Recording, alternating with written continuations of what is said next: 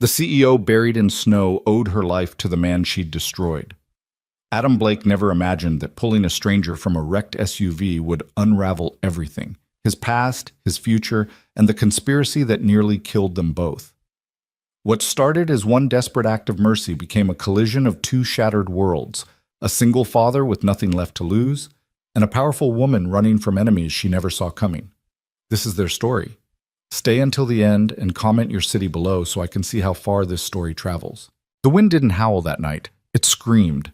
Adam Blake had worked double shifts before, had walked home through worse weather than this, but tonight the cold seemed to have teeth.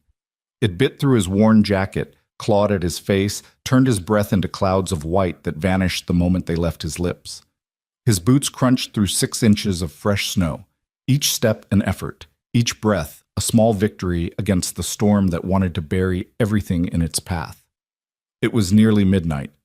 The factory town of Millridge had long since rolled up its streets, shuttered its windows, and retreated behind locked doors. Only fools and the desperate walked in weather like this. Adam supposed he qualified as both.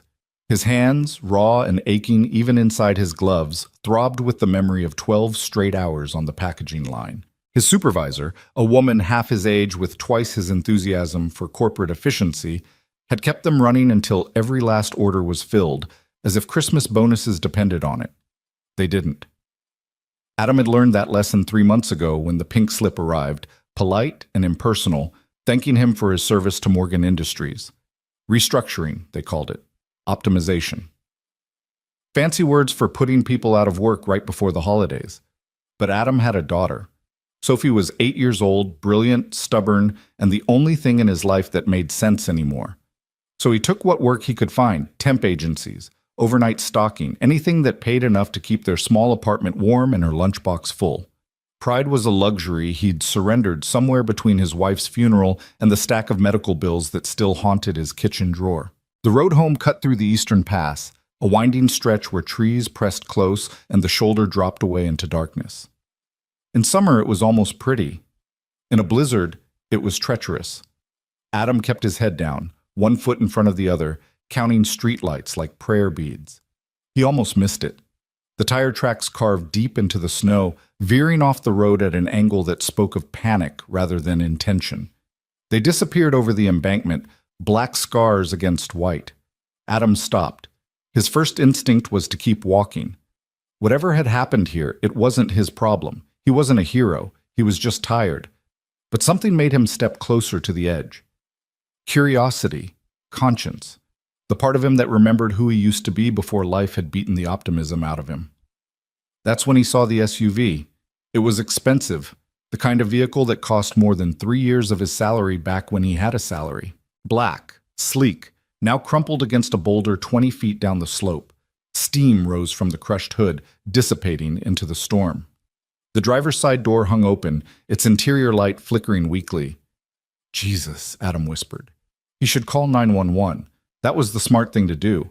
But his phone was dead, had been since this morning when he forgot to charge it, and the nearest house was miles back. By the time help arrived, he didn't finish the thought. He was already moving. The descent was treacherous. Snow gave way beneath his boots, and twice he had to grab at exposed roots to keep from sliding. His breath came in ragged gasps, and the wind threatened to knock him sideways. But he kept going, driven by something older than reason. When he reached the wreck, his heart was hammering. The interior light revealed what he'd feared. A woman slumped against the steering wheel, motionless. Blood matted her dark hair, trickling from a gash at her temple. Her designer coat, some kind of cream-colored wool that probably cost a month's rent, was torn at the shoulder. "Hey!" Adam pulled the door wider, his voice nearly lost in the wind. "Can you hear me?" Nothing. He reached in, pressed 2 fingers against her neck, and felt the flutter of a pulse. Weak, but there. Relief flooded through him, followed immediately by a new kind of panic. She needed a hospital. She needed warmth. She needed help he wasn't qualified to give. But she needed to get out of this car first. Adam assessed the situation with the quick efficiency of someone who'd once done this for a living. Before the factory, before Sophie, before everything fell apart, he'd been a volunteer rescue technician with the county fire department. It felt like another lifetime, but the training was still there, buried under years of ordinary life. The steering wheel was pinning her left arm. The dashboard had buckled inward, trapping her legs. But the damage wasn't catastrophic, not yet. The real danger was the cold. In weather like this, hypothermia could kill faster than any injury. "Okay," he muttered to himself. "Okay, we can do this." He braced himself against the door frame and carefully worked her arm free from the steering wheel. She moaned softly, a good sign, unconscious but not comatose. Next came her legs, which required him to half crawl into the wreck, snow soaking through his jeans as he leveraged the dashboard away from her shins. "Come on, come on!" Finally, she was free. Adam hooked his arms under hers and pulled, dragging her out of the vehicle and into the snow. She was lighter than he expected, almost frail despite her height. Up close, he could see she was maybe 35, with sharp features and the kind of skin that spoke of expensive moisturizer and too little sleep. The wind immediately tried to steal her away. Adam shielded her with his body, making a split-second decision he knew was probably stupid, but felt inevitable. His cabin was half a mile up the road. Old, drafty, barely more than a hunting shack, but it had a fireplace and walls and a roof that mostly didn't leak. It was closer than anything else, and standing here debating wasn't going to save her life. He shifted her weight, pulling her across his shoulders in a fireman's carry. She was dead weight, her head lolling against his back, and every step sent jolts of pain through his already exhausted legs. But Adam had carried heavier burdens than this. He started walking. The world narrowed to a tunnel of white and gray. Snow everywhere, above and below and sideways, erasing landmarks and turning the familiar road into alien territory. Adam's lungs burned. His muscles screamed. The woman's blood soaked through his jacket, warm and then cold against his shoulder. He counted steps. 100, 200, lost track somewhere around 500, and just kept moving because stopping meant death for both of them. When the cabin finally materialized through the storm, a dark shape against darker trees, Adam nearly wept with relief. The door wasn't locked. It never was. There was nothing inside worth stealing. He kicked it open, stumbled through, and laid the woman as gently as he could on the ancient sofa that served as his bed when Sophie was away visiting her grandparents. The cabin was cold, almost as cold as outside. Adam's hand shook as he worked, from cold or adrenaline or both. First priority, heat. He lurched to the fireplace, where he always kept kindling ready, one of the small disciplines that kept chaos at bay. His fingers fumbled with matches, dropping two before finally coaxing a flame to life. The fire caught reluctantly, smoking before finding its rhythm, but it caught. Warmth began to seep into the space, pushing back the worst of the cold. Second priority, the woman. Adam knelt beside her, taking stock of injuries with hands that remembered this work, even if he'd rather forget. The head wound was the most obvious concern, deep enough to bleed freely, but not deep enough to be immediately fatal. Concussion, certainly. He needed to keep her warm, keep her still, watch for signs of brain trauma. He grabbed every blanket he owned, 3 in total, and piled them over her.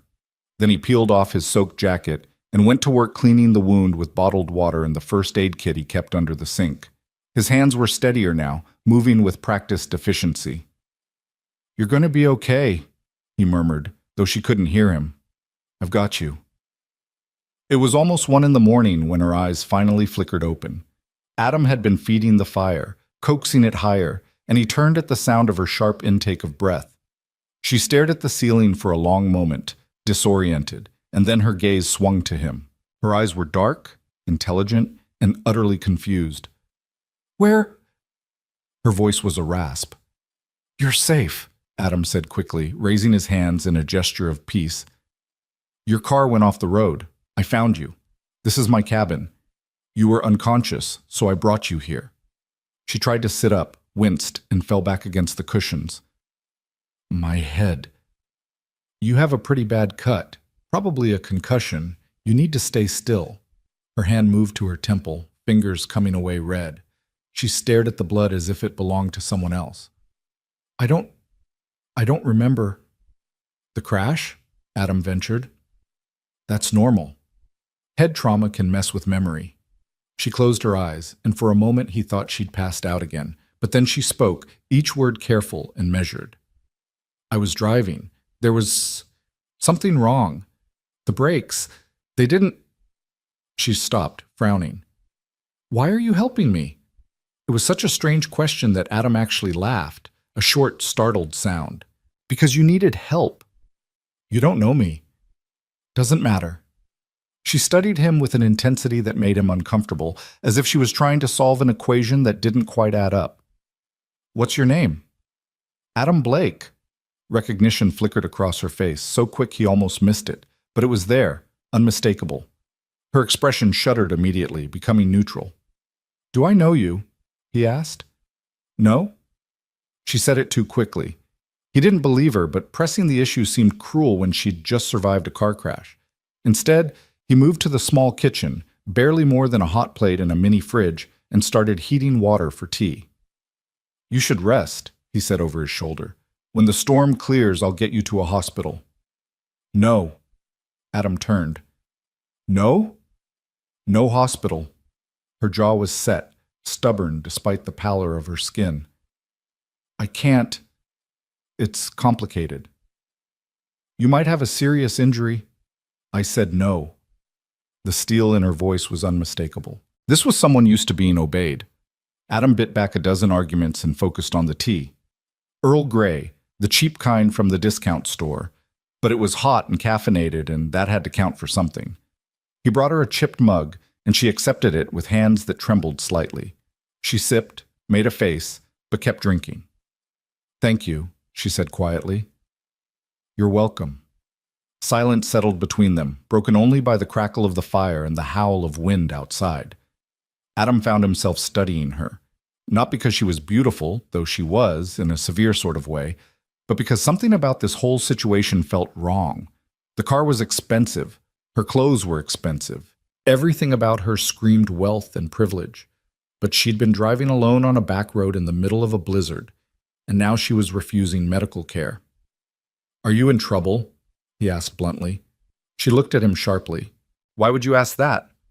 Because people who crash their cars in storms usually want to call someone. Family, friends, insurance. You haven't asked to use a phone. You don't want to go to a hospital. And you got real quiet when I told you my name.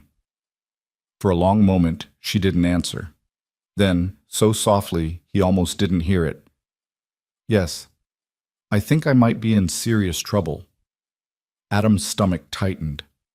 What kind of trouble? The kind where someone might have tried to kill me.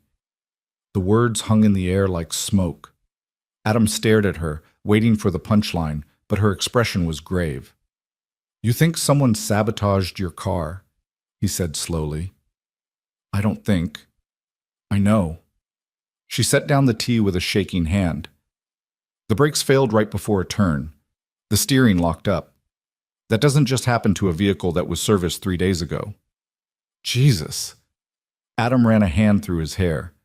Then you definitely need to call the police. No. Again, that finality. Not yet. Not until I know who I can trust. Lady, I don't know what kind of situation you're mixed up in, but Clara. What? My name. It's Clara Morgan. The name hit him like a physical blow. Clara Morgan, CEO of Morgan Industries.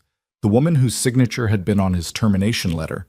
The woman whose company had gutted his town, closed the plant, and scattered 200 families like autumn leaves. Adam took a step back, his mind reeling. Of all the people to pull from a wreck, of all the lives to save.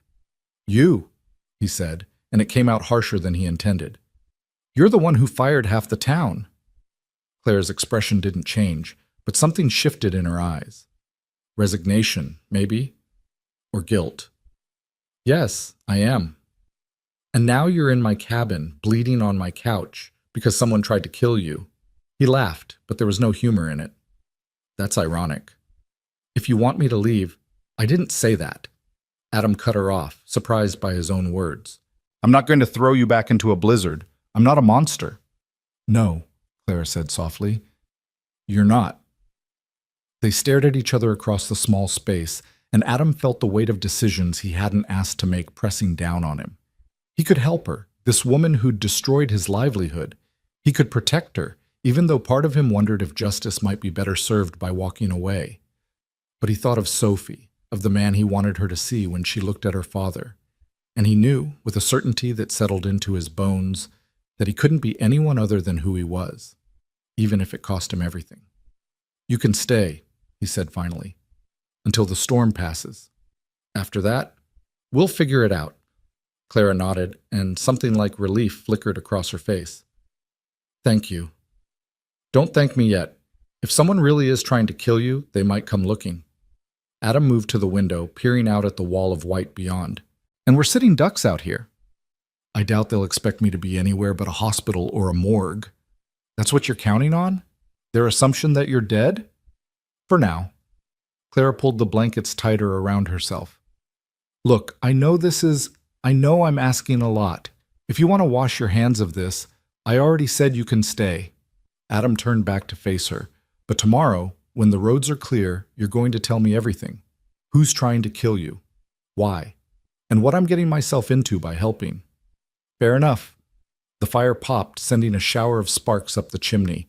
Outside, the wind continued its assault, but here, in this small shelter of stone and wood, something fragile had taken root. Trust, maybe.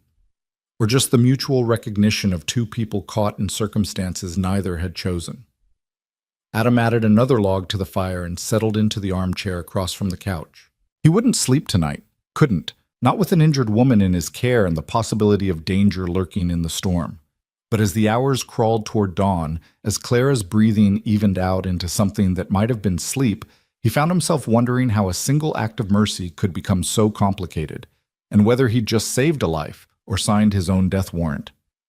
The storm raged on through the night, but inside the cabin, warmth held steady.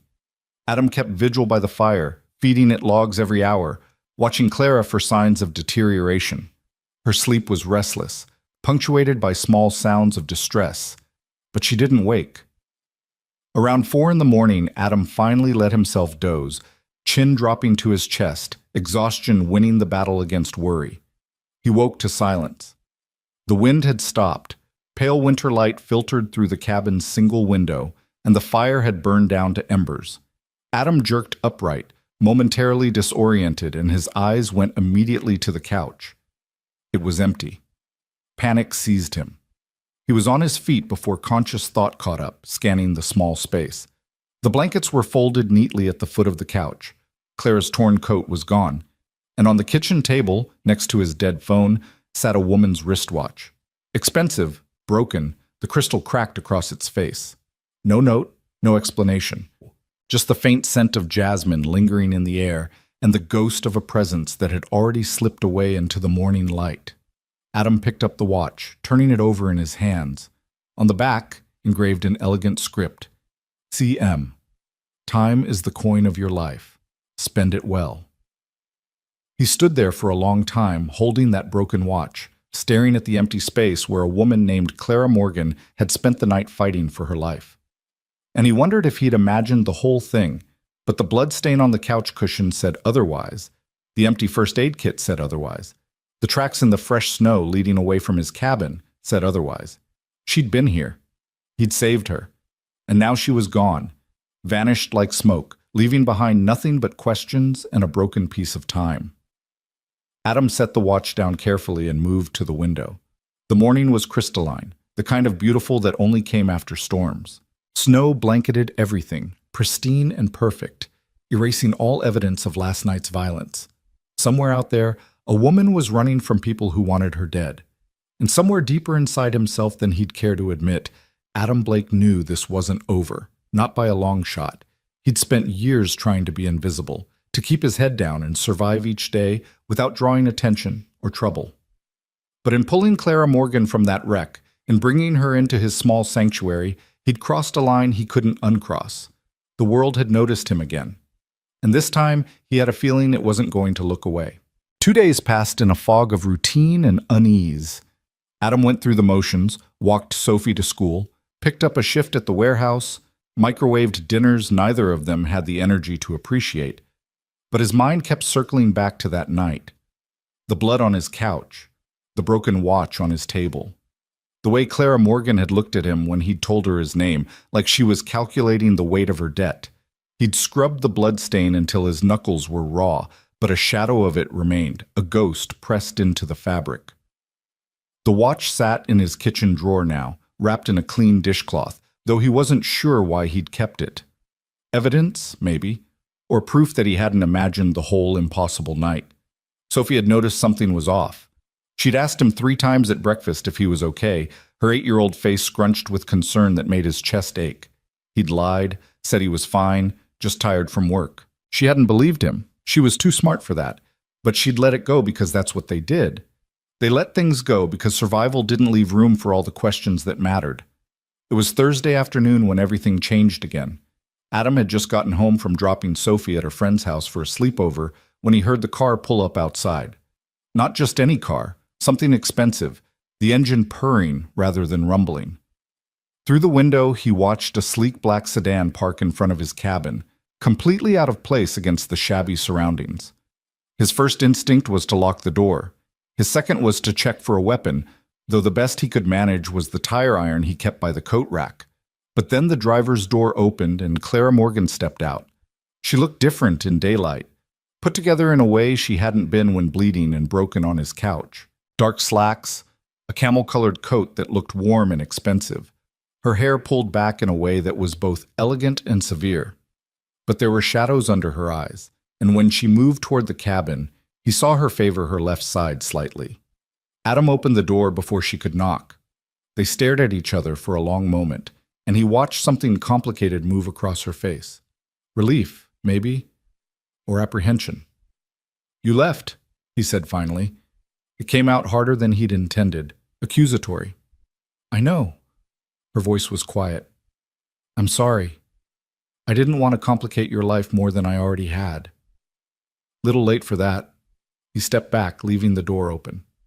"You might as well come in." Clara hesitated on the threshold, and in that pause, Adam saw something he hadn't noticed before. Uncertainty. This woman who'd built an empire, who'd fired hundreds with the stroke of a pen, was nervous about entering his tiny cabin. She stepped inside. The space felt even smaller with her in it, as if her presence demanded more room than the walls could provide. She stood in the center of the floor, looking around with an expression Adam couldn't quite read, taking inventory, maybe, of how the other half lived. "Coffee?" he offered, more out of habit than hospitality. "Please." He moved to the kitchen, grateful for something to do with his hands. The coffee maker was older than Sophie, prone to sputtering and occasionally giving up mid-brew, but today it cooperated. He poured 2 cups, black because he was out of milk and sugar seemed presumptuous. Clara accepted hers with both hands, like she needed the warmth.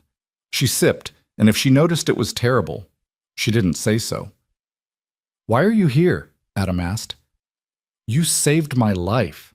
She said it simply, stating a fact. "And I left without even thanking you properly. You left a watch. That was supposed to be—" She paused, seeming to reconsider her words. "I didn't know what else to do. I thought it might compensate for your trouble." "A broken watch compensates for harboring a fugitive?" "I'm not a fugitive. You're running from someone who wants you dead. Semantics." Adam set his coffee down harder than necessary. "Look, I don't need compensation. I did what anyone would do. But I do need to know if whoever's after you is going to show up at my door looking for answers." Clara's jaw tightened. "No one knows I was here. I was careful. People with money to hire assassins are usually good at finding what they're looking for." "He's not an assassin." The correction was sharp, defensive. "He's a board member, Marcus Webb, and he wants me gone, but he's not stupid enough to pull a trigger himself. Just stupid enough to tamper with your brakes. Smart enough, actually. It would have looked like an accident, icy roads, winter storm, tragic death of an overworked executive. The press would have loved it." The bitterness in her voice surprised him. Adam pulled out a chair and sat, studying her. "So why come back here? If you're so careful, why risk being seen at the cabin of some guy you met once?" Clara set down her coffee and met his eyes directly. "Because I saw the photos on your wall. The little girl, your daughter." Adam's stomach clenched. "Leave her out of this." "I'm not threatening her. I'm trying to explain." Clara moved to the wall where he'd hung a dozen snapshots of Sophie, school photos, birthday parties, that one perfect day at the beach before everything fell apart. I saw these, and I saw how you live, what you've sacrificed, and I realized that you're the kind of man who helps strangers in blizzards even when those strangers ruined your life. You don't know anything about my life. I know more than you think. She turned back to him. Adam Blake, 37 years old, employed at Morgan Industries for 8 years until the restructuring. Widower, single father. Currently working 3 part-time jobs to make ends meet because I decided your position was redundant. The words landed like blows. Adam stood abruptly, the chair scraping against the floor. Get out. Wait, I said get out. You want to feel guilty? Fine. Feel guilty somewhere else. Don't come into my home and itemize my failures like you're reading a quarterly report. That's not what I'm doing. Claire's voice rose to match his. I'm trying to tell you that I understand what I took from you, that I came here because I need to make it right. You can't make this right. You can't give me back my job or my dignity or the last 3 months of struggling to explain to my 8-year-old daughter why we can't afford new shoes. Adam's hands were shaking. You can't fix any of that with guilt or money or whatever else you're selling. I'm not selling anything. Claire's composure cracked, just slightly. I'm asking for your help. The admission hung between them, raw and unexpected. Adam laughed, but it was a hollow sound. My help? You've got to be kidding. I wish I was. She reached into her coat pocket and pulled out a slim folder, setting it on the table. This is everything I've been able to gather about Marcus Webb. Financial records, emails, patterns I've noticed in board meetings. It's not enough to go to the police with, not yet. But it's a start. Adam stared at the folder like it might bite. Why show me this? Because I can't trust anyone in my world. My assistant could be bought. My lawyers could be compromised. The people I thought were friends. She trailed off, shaking her head. But you? You have no reason to help me. No incentive beyond basic human decency, which means if you do help, it's real. You're insane. Probably. A ghost of a smile crossed her face. But I'm also right. You pulled me out of that car when you could have kept walking. You stayed up all night keeping me alive when you had every reason to let the cold take me. That says something about who you are. It says I'm an idiot with a savior complex. It says you're a good man in a world that doesn't have enough of them. Adam wanted to argue, to throw her words back in her face and watch her drive away in her expensive car. But something stopped him. Maybe it was the desperation he heard beneath her controlled tone. Maybe it was the memory of her blood on his jacket.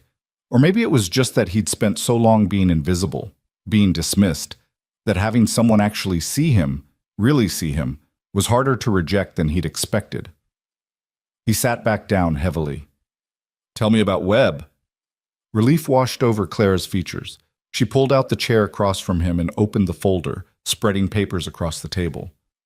Marcus Webb has been on our board for 6 years, came up through venture capital, made his fortune in tech acquisitions. He's smart, ruthless, and he's been positioning himself to take over the company since the day he arrived. And you're in his way. I'm more than in his way. I'm actively trying to restructure how we do business. Morgan Industries was my father's company, and when he died, I inherited a machine built on efficiency at the expense of humanity. She met Adam's eyes. The restructuring that cost you your job, that was Webb's plan. I fought it.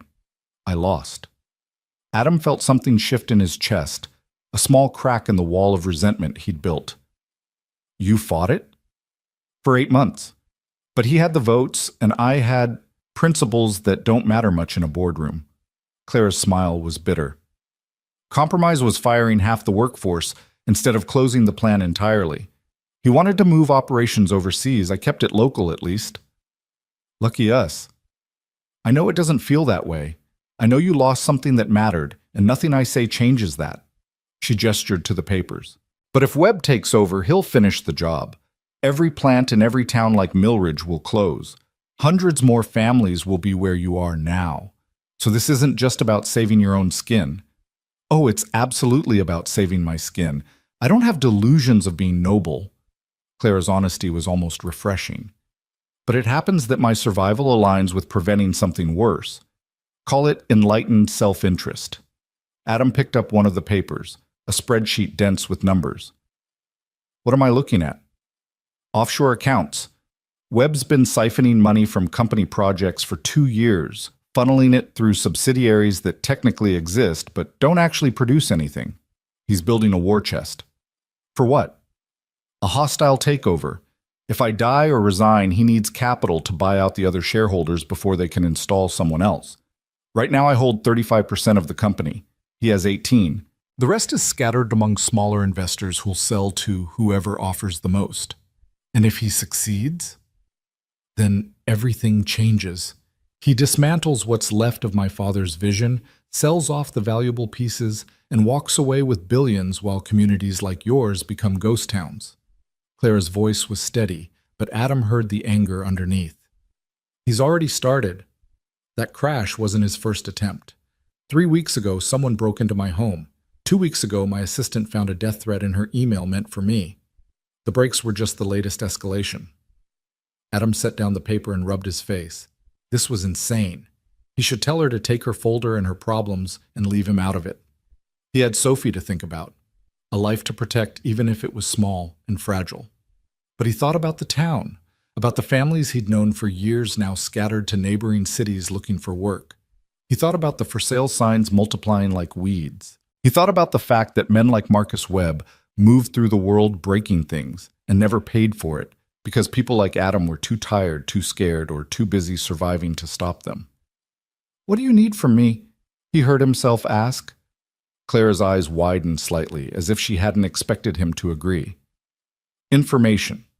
Webb doesn't know you exist, which means you can move in spaces I can't. He has an office downtown, a private club he frequents. If we can get access to his files, his communications, we might find something concrete enough to involve the authorities. You want me to spy on a billionaire? I want you to help me gather evidence against a man who's trying to kill me and destroy what's left of this town's economy." She paused. "I know it's dangerous. I know it's asking too much. But I'll pay you. Enough to cover your expenses and then some. Enough that Sophie can have those new shoes." The mention of his daughter's name should have made him angry again. Instead, it crystallized something. This wasn't just about justice or revenge or even survival. It was about the kind of world he wanted Sophie to inherit, one where powerful men could attempt murder and get away with it, or one where someone, somewhere, stood up and said no. "I don't want your money," Adam said quietly. "Adam, but I'll help you." He held up a hand before she could speak. "Not for payment. Not because I forgive what happened, but because if everything you're saying is true, then doing nothing makes me complicit. And I can't live with that." Something like respect flickered across Clara's face. "Thank you. Don't thank me yet. I haven't done anything except agree to probably get myself killed. That's more than anyone else has offered." She gathered the papers back into the folder and slid it across the table. "Study these. Get familiar with Webb's patterns. I'll set up a secure way for us to communicate. Nothing traceable. And Adam?" She waited until he met her eyes. "If at any point this becomes too much, if Sophie's safety is compromised in any way, you walk away. No questions, no guilt. Understood?" It was strange hearing her talk about his daughter with that kind of careful concern, like she understood that Sophie was the only thing that mattered, the only line that couldn't be crossed. "Understood," he said. Clara stood, buttoning her coat. At the door, she paused and turned back. "That night in the storm, you asked me why I was driving alone on a back road. Yeah. I was coming to Millridge to see what I'd done, to walk through the town and understand the cost of my decisions." Her voice was soft. "Guilt's a strange thing. It'll drive you out into a blizzard even when you know you should stay home." "Did it help, seeing it?" "No." She smiled sadly. "But meeting you did." And then she was gone, leaving Adam alone with a folder full of secrets and the distinct feeling that he'd just stepped off a cliff with no idea how far the fall would be. He spent that evening going through the papers, memorizing names and numbers and patterns that painted a picture of systematic corruption. Webb's fingerprints were everywhere once you knew where to look. Shell companies, falsified reports, board meetings where votes had been bought rather than earned.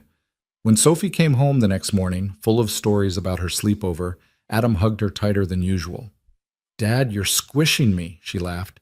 Sorry, kiddo, just missed you. She pulled back, studying him with those two perceptive eyes. You're being weird again. Just weird regular amounts, he assured her. Come on, let's make pancakes. They cooked together, flour dusting the counter and Sophie's chatter filling the small space with normalcy. But in the back of Adam's mind, wheels were turning. He was thinking about a man named Marcus Webb who thought he could buy the world, about a woman named Clara Morgan who'd looked at him like he was worth something beyond his labor, and about the choice he'd made to step into someone else's war, armed with nothing but stubborn decency and a folder full of someone else's crimes. 3 days later, Clara sent him a phone. It arrived in a plain package left on his doorstep, no return address, containing a cheap prepaid cell and a note written in neat handwriting. For secure communication. Memorize this number, then destroy this note. Adam did as instructed, burning the paper in the fireplace and watching the words curl into ash. That night, after Sophie was asleep, the phone buzzed with a text from an unlisted number. Webb is hosting a charity gala next Friday. Black tie. Invitation only. I can get you in as my +1 if you're willing. Adam stared at the message for a long time before typing back. I don't own a tux. The response came quickly. That can be arranged. Are you in? He thought about saying no, about deleting the message and going back to his life of quiet desperation. But Sophie's shoes had holes in them. The town was dying. And somewhere out there, Marcus Webb was planning his next move, confident that no one would stop him. I'm in, Adam typed. The reply was almost immediate. Good. I'll send details tomorrow. And Adam, thank you for this. He set the phone down and stared at the ceiling of his cabin, listening to the familiar sounds of Sophie's breathing in the next room and the wind moving through the trees outside. The world felt balanced on a knife's edge, about to tip one way or another, and he'd just thrown his weight onto the scale. There was no going back now. The week passed in a strange blur of ordinary life shot through with extraordinary preparation. Clara had arranged for a tuxedo to be delivered, tailored, expensive, so far outside Adam's normal existence that wearing it felt like playing dress-up. She'd also sent files on the other guests expected at the gala, a who's who of wealth and influence that made Adam's head spin. You'll fit in, Clara had told him during one of their brief phone calls. Just follow my lead and let people assume you belong. That's half the battle. And the other half? Getting close enough to Webb to plant a listening device in his office. Adam had nearly dropped the phone. You want me to bug his office? During a party? During the party is the safest time. Everyone will be distracted, security will be focused on the guests, and Webb will be playing host.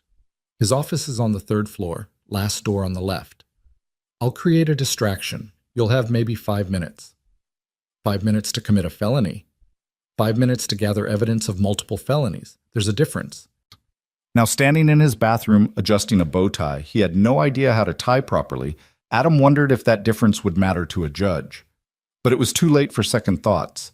Sophie was at her grandparents' for the weekend, safe and unaware of what her father was walking into. The tux fit like it had been made for him, which it had. And in his pocket was a device Clara had described as surveillance equipment that doesn't technically exist. A car arrived at 7. Not Clara, but a driver who barely looked at Adam before opening the rear door. The ride into the city was silent, the landscape changing from rural decay to urban renewal, from the world Adam knew to one he'd only ever seen in magazines. The gala was being held at the Grandview Hotel, a building that dripped with old money and new renovations. Adam had driven past it a dozen times, but never imagined stepping inside. Now, walking through doors held open by uniformed attendants, he felt like an imposter at someone else's life. Clara was waiting in the lobby. She wore a dress the color of midnight, elegant and understated in a way that somehow made her more noticeable rather than less. Her hair was down, softening features that were usually severe, and when she saw Adam, she smiled with what might have been genuine warmth. You clean up well, she said, adjusting his crooked bow tie with practiced efficiency. Feel like I'm wearing a costume. Everyone here is wearing a costume. You'll fit right in. She took his arm, and they moved toward the ballroom. Remember, you're Adam Blake, independent consultant. We met through mutual colleagues. Keep it vague if anyone asks. And if they ask what I consult on? Risk assessment. It's boring enough that no one will dig deeper. The ballroom was excessive in the way only wealth could achieve. Crystal chandeliers, tables draped in white linen, centerpieces that probably cost more than Adam's monthly rent. People moved in clusters, talking and laughing with the ease of those who'd never worried about keeping the lights on. Adam felt Clara's hand tighten on his arm. "There," she said quietly. "By the bar. That's Marcus Webb." Adam followed her gaze to a man in his 50s, silver hair immaculately styled, holding court with a group of admirers.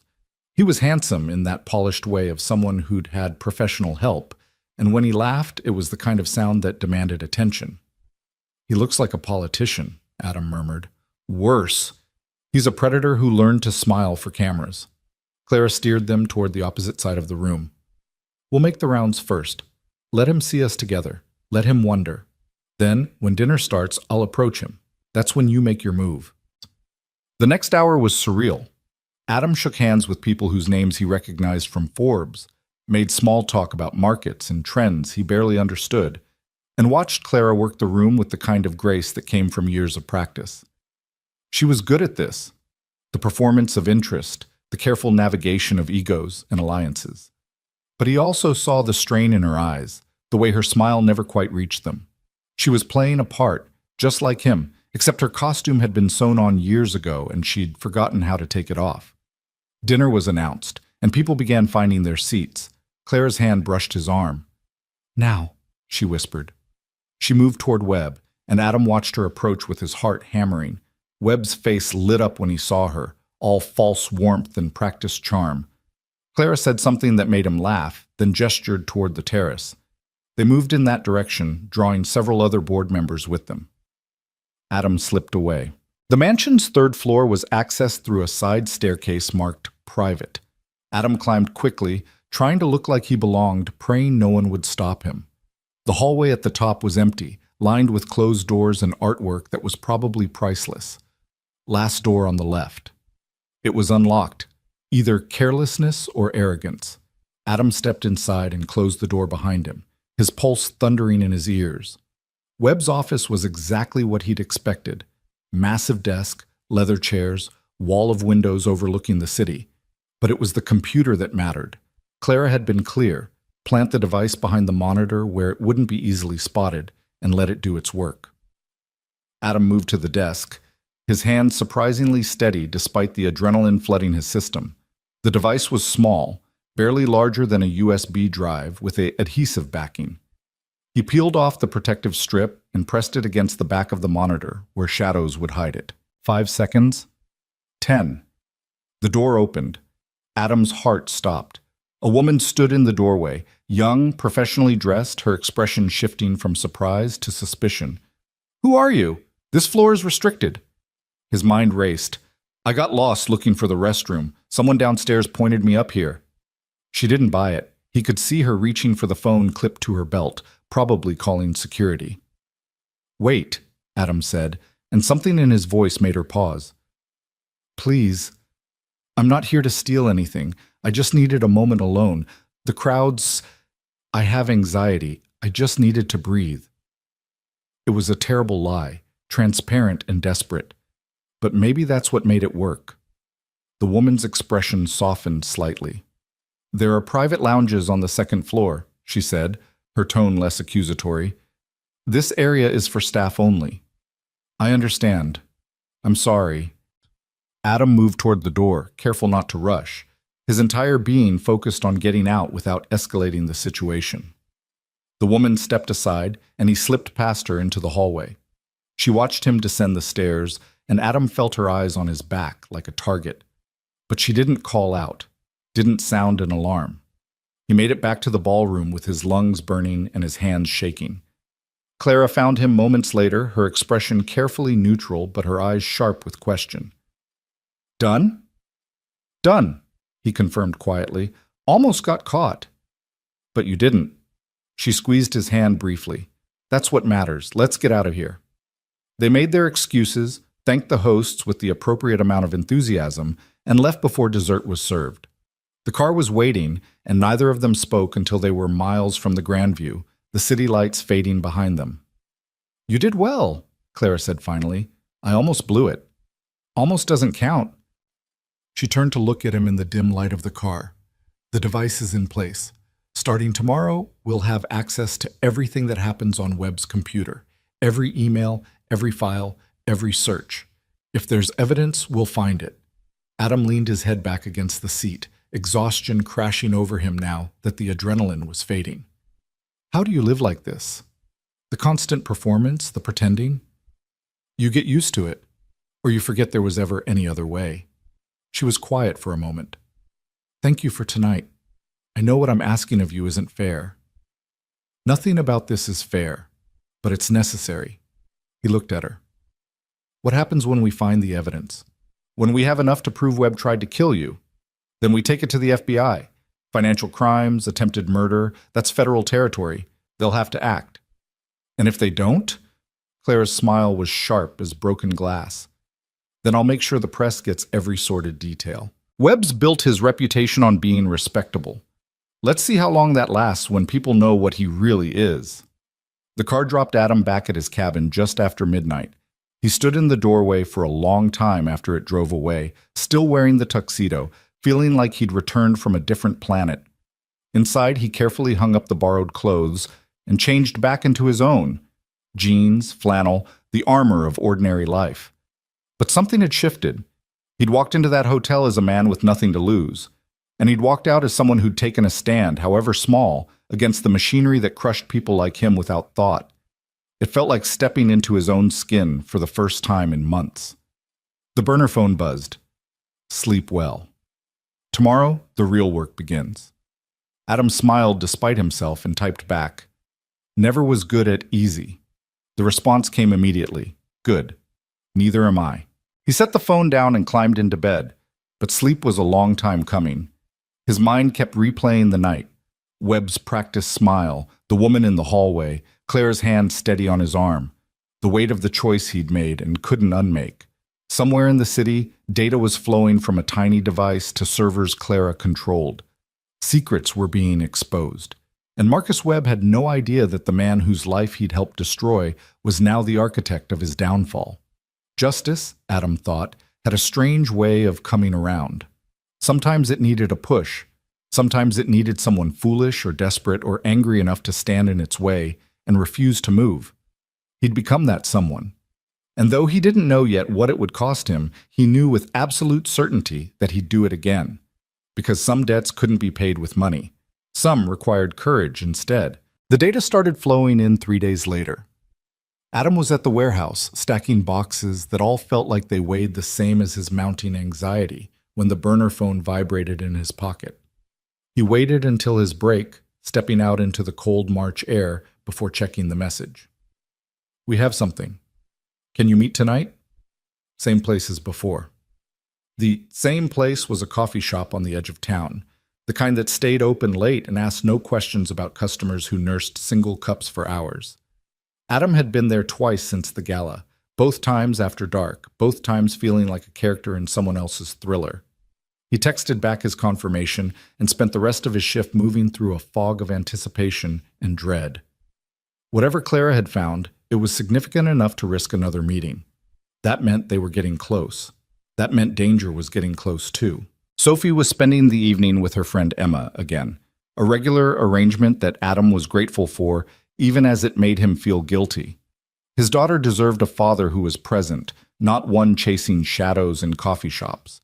But he kept reminding himself why he was doing this, not just for Clara, not even for justice, but for the chance that Sophie might grow up in a world where people like Marcus Webb couldn't destroy lives without consequence. The coffee shop was nearly empty when Adam arrived at 8. Clara sat in the back corner booth, laptop open in front of her, 2 cups already on the table. She dressed down for this meeting, jeans, a simple sweater, her hair in a ponytail that made her look younger than her years. "You look tired," she said as he slid into the seat across from her. "I am tired. Haven't been sleeping great." Adam wrapped his hands around the coffee cup, grateful for the warmth. "You said you found something?" Clara turned the laptop so he could see the screen. It was filled with financial records, columns of numbers that meant nothing to him at first glance. But she began walking him through it, her finger tracing connections that slowly formed a picture. Webb's been moving money through 6 different shell companies, she explained, her voice low, even though no one was close enough to hear. Each one is registered in a different state, technically legal, but the pattern is clear.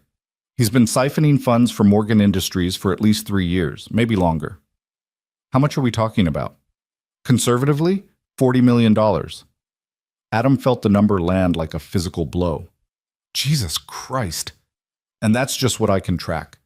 There could be more in offshore accounts we haven't accessed yet. Clara pulled up another document. But here's where it gets interesting. 2 weeks before my accident, Webb made a withdrawal of $500,000 in cash. No documentation, no paper trail beyond the withdrawal itself. Payment for the person who tampered with your car. That's my guess. But I need more than a guess. I need proof of the connection. She switched to an email thread, dates and names swimming before Adam's eyes. The device you planted has been recording everything. Emails, searches, even his video calls. Most of it is ordinary business, boring stuff. But 3 days ago, he had a call with someone whose number isn't in any of our databases. Could be personal. Could be. Except the call lasted 90 seconds, and immediately after it ended, Webb deleted his browser history and ran a security sweep on his computer. Clara's eyes were bright with the thrill of the hunt. People don't do that after calling their dentist. Adam studied the screen, trying to see what she saw. So what's the next move? I need to identify who he called. The number traces to a burner phone, no registered owner, but there are ways to triangulate location data if I can access the right systems. She paused, and he saw something flicker across her face. Hesitation. The problem is that requires resources I don't currently have access to. Police resources. You want to bring in the cops? Not yet. Not officially. Clara closed the laptop and met his eyes directly. But I have a contact. Former FBI, now works private security. He owes me a favor, and more importantly, he's someone I trust. If I bring him this data, he can help us track down Webb's mystery caller. And if this contact decides to go official, report everything to his former employers, he won't. Not without my permission. She said it with such certainty that Adam almost believed her. But I wanted to tell you before I made the call. You're in this as deep as I am now. You deserve to know every move before it happens. It was a small thing, that consideration, but it mattered more than Clara probably realized. Adam had spent most of his adult life being told what to do, when to do it, with no say in the decisions that shaped his existence. Having someone ask rather than command was almost foreign. Make the call, he said. Relief crossed Clara's face. Thank you. I'll set up a meeting for tomorrow. Can you? I'll be there. They sat in silence for a moment, the weight of what they were building pressing down on both of them. Around them, the coffee shop hummed with its own quiet life, the hiss of the espresso machine, the murmur of a couple 2 tables over, the scratch of a student's pen on paper. Normal sounds from a normal world that felt increasingly distant. Can I ask you something? Adam said finally. Of course. Why are you really doing this? And don't say it's just about survival or stopping Webb. There's something else. Clara looked down at her coffee, and for a long moment Adam thought she wouldn't answer. When she spoke, her voice was softer than he'd heard it before. My father built Morgan Industries from nothing. He was ruthless sometimes, made decisions I didn't agree with, but he believed that business could be a force for good if you tried hard enough. When he died, I inherited not just a company, but a philosophy. She looked up, and her eyes were shadowed with something that might have been grief. I've spent 5 years trying to honor that, trying to prove that you can be profitable and ethical at the same time. And then people like Webb come along and remind me that maybe my father was wrong. Maybe the only way to survive in this world is to be as brutal as your enemies. You don't believe that. Some days I do. Some days I think I'm just naive, playing a game I was never meant to win. She smiled, but it didn't reach her eyes. But then I remember that night in the storm, how you pulled me out of that car when you had every reason to leave me there. And I think maybe my father wasn't completely wrong. Maybe there are still people who choose to be decent even when it costs them. The honesty of it disarmed him. Adam had spent weeks seeing Clara as an abstract figure, The CEO who'd ruined his life, the woman in danger, the unlikely ally. But sitting across from her now, seeing the exhaustion and determination and doubt that she usually kept hidden, he realized she was just as lost as he was, just trying to do the right thing in a world that didn't make it easy. Your father would be proud of you, Adam said quietly, for fighting back, for not letting Webb win. I hope so. Clara finished her coffee and stood. I'll text you the details for tomorrow's meeting. And Adam, be careful going home. Webb's people could be watching either of us. You think he suspects? I think he's paranoid and smart, which is a dangerous combination. Just be aware of your surroundings. She left first, a practiced precaution they'd developed. Adam waited 10 minutes before following, scanning the street for cars that didn't belong or faces that appeared too often. He saw nothing, but that didn't mean nothing was there. The drive home took him through the heart of Millridge, past the closed factory that had once been the town's beating heart. Even in darkness, it was a monument to loss, windows boarded up, parking lot empty. How many lives had been upended when those doors closed for the last time? How many families had scattered like his, looking for work that paid half as much and mattered less? Marcus Webb had done this, not alone, but he'd been the driving force, the voice arguing for efficiency over humanity. And now he was trying to finish the job, to squeeze the last drops of value from communities that had given everything. Adam felt anger rise in his chest, hot and righteous. He'd spent months swallowing that anger, turning it inward, letting it eat at him in the dark hours when Sophie was asleep and he was alone with his failures. But now it had somewhere to go. Now it had a target. He parked outside his cabin and sat for a moment in the darkness, letting his breathing steady. Tomorrow he'd meet Clara's contact, would take another step down this path he couldn't reverse. Tonight he'd check on Sophie, maybe read her a story if she wasn't already asleep, and pretend for a few hours that life was simple. Inside, the babysitter reported that Sophie had been good, had finished her homework, had gone to bed without argument. Adam paid her and waited until she drove away before climbing the stairs to his daughter's room. Sophie was asleep, her dark hair spread across the pillow, one arm wrapped around the stuffed elephant she'd had since she was 3. Adam stood in the doorway watching her breathe, feeling his heart constrict with love and fear in equal measure. Everything he was doing, every risk he was taking, came back to this moment, to the fierce need to make sure she grew up safe, secure, in a world that didn't grind up people like them without thought. I'm trying to make things better, kiddo, he whispered. I hope you understand someday. She didn't stir, lost in whatever dreams 8-year-olds had, and Adam retreated to his own room where sleep was harder to find. The next day dawned gray and cold, spring still weeks away from arriving in earnest. Adam dropped Sophie at school, worked a morning shift at the warehouse, and met Clara at 2 in the afternoon at an address she'd texted him that morning. It was a security firm on the industrial edge of the city, the kind of place that looked deliberately unremarkable. Inside, the reception area was sparse but professional, and the woman at the desk clearly expected them. Miss Morgan, Mr. Blake, he's waiting for you in conference room B. He turned out to be a man in his 50s named David Reeves, built like someone who'd spent time in the military and never quite left it behind. His handshake was firm, his eyes sharp and assessing as they settled on Adam.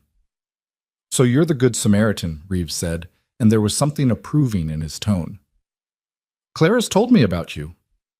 Nothing good, I hope, Adam replied, and was rewarded with a brief smile. They settled around a conference table while Clara pulled out her laptop and began laying out everything they'd gathered. Reeves listened without interrupting, occasionally making notes, his expression neutral. Adam found himself studying the man, trying to determine if he could be trusted. Clara clearly thought so, but Adam's faith in other people's judgment had been shaken more than once. This is solid work, Reeves said when Clara finished. The financial records alone would be enough to trigger an investigation. Add in the attempted murder and you've got a federal case. But, Clara prompted because there was clearly a but coming. But Webb has friends in high places. If we move too soon, if the evidence isn't absolutely airtight, he'll use those connections to bury it. We need the identity of his contact, the person he paid to sabotage your car. Without that, everything else is circumstantial. The phone number, Adam said. Can you trace it? I can try. Burner phones are designed to be untraceable, but people get sloppy. They use them near their homes, their workplaces, places that become patterns. Reeves pulled out his own laptop. Give me the number in 24 hours. I'll see what I can find. Clara provided the information, and Reeves began typing with the kind of focused intensity that suggested he knew exactly what he was doing. Adam felt something loosen in his chest, the relief of having someone competent on their side, someone who'd done this before and knew the paths through the maze. In the meantime, Reeves continued, his fingers still moving across the keyboard, you both need to be extremely careful. If Webb gets even a hint that someone's investigating him, he'll escalate. Men like him don't react well to being cornered. I've been careful, Clara said. Have you? Reeves looked up, his gaze hard. Because someone tried to kill you 3 weeks ago, and you're still moving around without serious protection. That's not careful. That's reckless. I have a security detail that Webb probably knows about. Maybe even has someone inside. Reeves closed his laptop. I'm assigning you a protection team. People I trust, former colleagues who won't be compromised. They'll be subtle but present. And you, he turned to Adam. You're an unknown variable, which means you're Webb's blind spot. But the second he connects you to Clara, that advantage disappears. Have you noticed anyone following you? Strange cars, faces that show up too often? Adam thought about his drives home, the streets of Millridge that he knew by heart. No, but I'm not sure I'd recognize surveillance if I saw it. Then learn, fast. Reeves pulled out a business card and slid it across the table. This is my direct line. If anything feels wrong, anything at all, you call me immediately. Don't try to be a hero. Don't assume you can handle it. Just call. The weight of those words settled over Adam like a physical thing. This was real. The danger he'd been abstractly aware of suddenly felt concrete, immediate. He took the card, memorizing the number even as he pocketed it. How long until we can move? Clara asked. Depends on what I find with the phone number. Could be days, could be weeks. Reeves stood, signaling the meeting's end.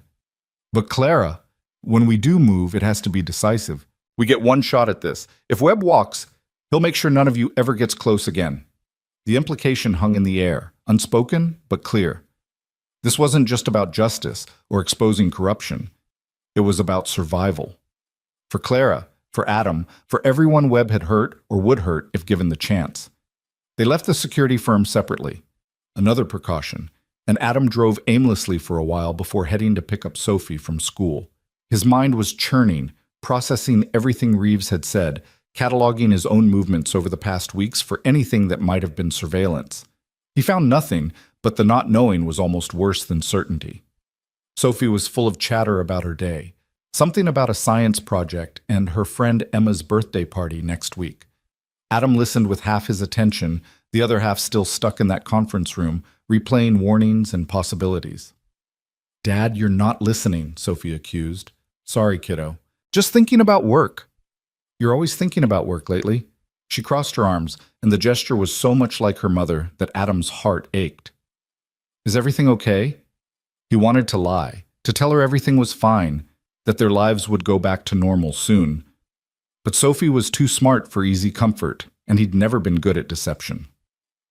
Things are complicated right now, he said carefully, but I'm working on making them better. Can you trust me on that? She studied him with those serious eyes, and he saw her weighing his words against whatever instincts 8-year-olds had about adult truthfulness. Finally, she nodded. Okay, but if you need help, you'd tell me, right? Of course. He ruffled her hair, grateful when she didn't pull away. You're my partner in this life, always will be. That seemed to satisfy her, and they spent the rest of the evening in comfortable routine. Homework, dinner, a chapter from the book they were reading together. Normal things that felt precious, precisely because Adam knew how fragile they were. After Sophie went to bed, the burner phone buzzed with a message from Clara. Reeves just called. He found something. Meeting tomorrow morning, 10 a.m., same place. Adam's pulse quickened. Less than 24 hours, and Reeves had already made progress. That was either very good or very bad, and he wouldn't know which until tomorrow. He tried to sleep but gave up around midnight, moving to the living room where he'd spread Clara's files across the coffee table. He studied them with fresh eyes, looking for connections he might have missed, anything that could help them build an airtight case. Somewhere in these pages was the thread that would unravel Marcus Webb's carefully constructed life. Adam just had to find it. Dawn was breaking when the burner phone rang, not a text, but an actual call. Adam grabbed it on the second ring, his heart hammering. "Adam, it's Clara." Her voice was tight, controlled panic barely held in check. "Something's happened. Webb knows." Ice flooded his veins. "Knows what?" "That someone's investigating him. I don't know how, but he knows. I just got a call from my head of security. Someone tried to access my home servers remotely, tried to wipe the data we've been collecting. They failed, but..." She took a shaky breath. "This is him pushing back, testing our defenses." "Are you safe?"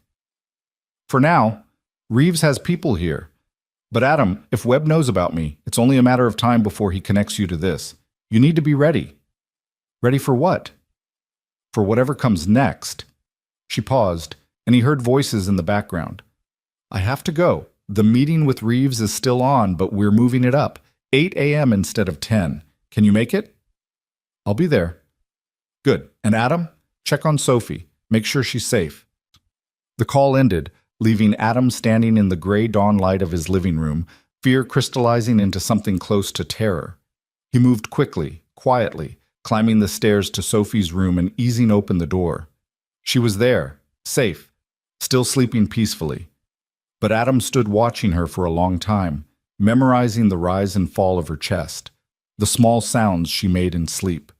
If Webb was escalating, if he was willing to come after Clara's data, what would stop him from threatening the people she'd connected with? What would stop him from threatening Sophie?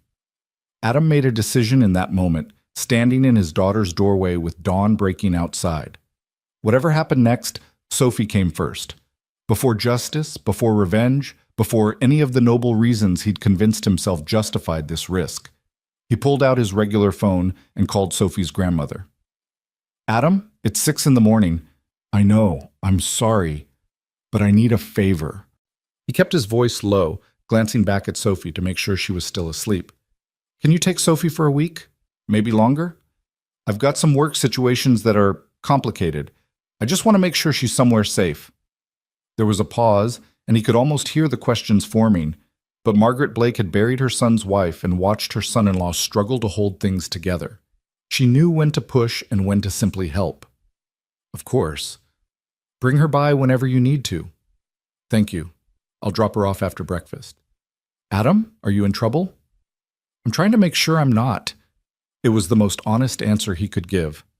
"I'll explain everything when this is over." He hung up and spent the next 2 hours going through the motions of a normal morning, making breakfast and helping Sophie pack a bag for her grandmother's house. She was excited about the surprise visit, chattering about how she and Grandma could bake cookies and work on the puzzle they'd started at Christmas. Adam smiled and nodded and tried not to let her see the fear that was eating at him from the inside. He dropped her off at 8, hugged her harder than usual, and made himself let go when she started to squirm. "Be good for Grandma," he said. "Always am." She grinned and ran inside, her backpack bouncing. Adam sat in his truck for a full minute after the door closed, steadying himself. Sophie was safe. That was the only thing that mattered. Everything else could burn as long as she was okay. The security firm looked different in morning light, more exposed, less anonymous. Adam parked and was walking toward the entrance when he saw it. A black sedan, parked across the street, windows tinted too dark to see inside. It could have been nothing, could have been anyone. But his instincts, newly awakened and screaming, said otherwise. He memorized the license plate, looked for anything distinguishing about the vehicle, and walked inside with his spine prickling from the sensation of being watched. Reeves and Clara were already in the conference room, along with 2 other people Adam didn't recognize. A woman in her 30s with a military bearing, and a younger man who looked like he'd stepped out of a tech startup. "Adam, good." Reeves gestured to a seat. "We need to move fast. Let me introduce you to the team. This is Rachel Torres, former Secret Service, now heading Clara's protection detail. And this is Marcus Chen, our tech specialist." Adam shook hands mechanically, his mind still on the sedan outside.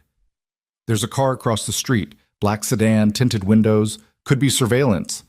Rachel and Reeves exchanged a glance. "I'll check it out," Rachel said, already moving toward the door. "What did you find?" Claire asked Reeves. her voice tight. The burner phone Webb called traces to a location in South City, a garage that specializes in luxury car maintenance.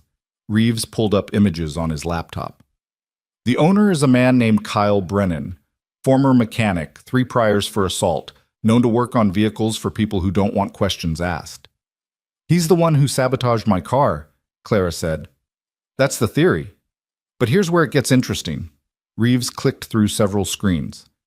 Brennan made a second withdrawal from his account 2 days ago, large amount, cash, which suggests Webb might be paying him to disappear or paying him to finish the job, Adam finished. The room went quiet. Rachel returned, her expression grim. Sedan's gone. Either moved or I spooked them. But there are fresh tire marks, and the positioning was deliberate. Someone was watching this building. Then we're out of time, Claire said. We need to get to Brennan before Webb does. If he disappears or ends up dead, we lose our connection. Already working on it, Marcus said from his laptop. I've got eyes on Brennan's garage through traffic cameras. His car is there now. If we move in the next hour, we can intercept him. We? Adam asked. Rachel, me, and a backup team.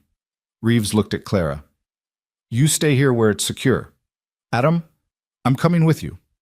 Like hell you are. You're a civilian. I'm the reason Clara's alive. I'm the one who planted that device. I've earned the right to see this through. Adam's voice was steady despite the adrenaline flooding his system. Besides, if Webb's people are watching, they're looking for Clara and your team. They're not looking for me. Reeves started to argue, but Clara cut him off.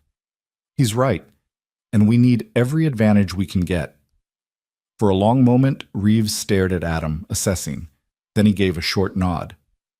Fine, but you follow orders, you stay in the vehicle until I say otherwise, and if shooting starts, you hit the ground and don't move. Understood? Understood. Rachel distributed earpieces to Adam and the others. We leave in 5 minutes, 2 vehicles, 1 primary, 1 backup. Adam, you're with me and Reeves in the primary. Marcus stays here with Miss Morgan and monitors from remote.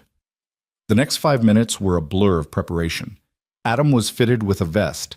Just a precaution, according to Rachel, though the weight of it made everything feel more real. They moved to an unmarked SUV, and Adam found himself in the back seat as Rachel drove and Reeves coordinated with the backup team over radio. The city passed by outside, ordinary people going about ordinary days, completely unaware that in the vehicle beside them, something extraordinary was unfolding. Adam felt disconnected from it all, like he was watching himself in a movie, some version of his life that had veered wildly off script. Target location in 3 minutes, Rachel announced. Reeves turned to look at Adam. Last chance to back out. I'm not backing out.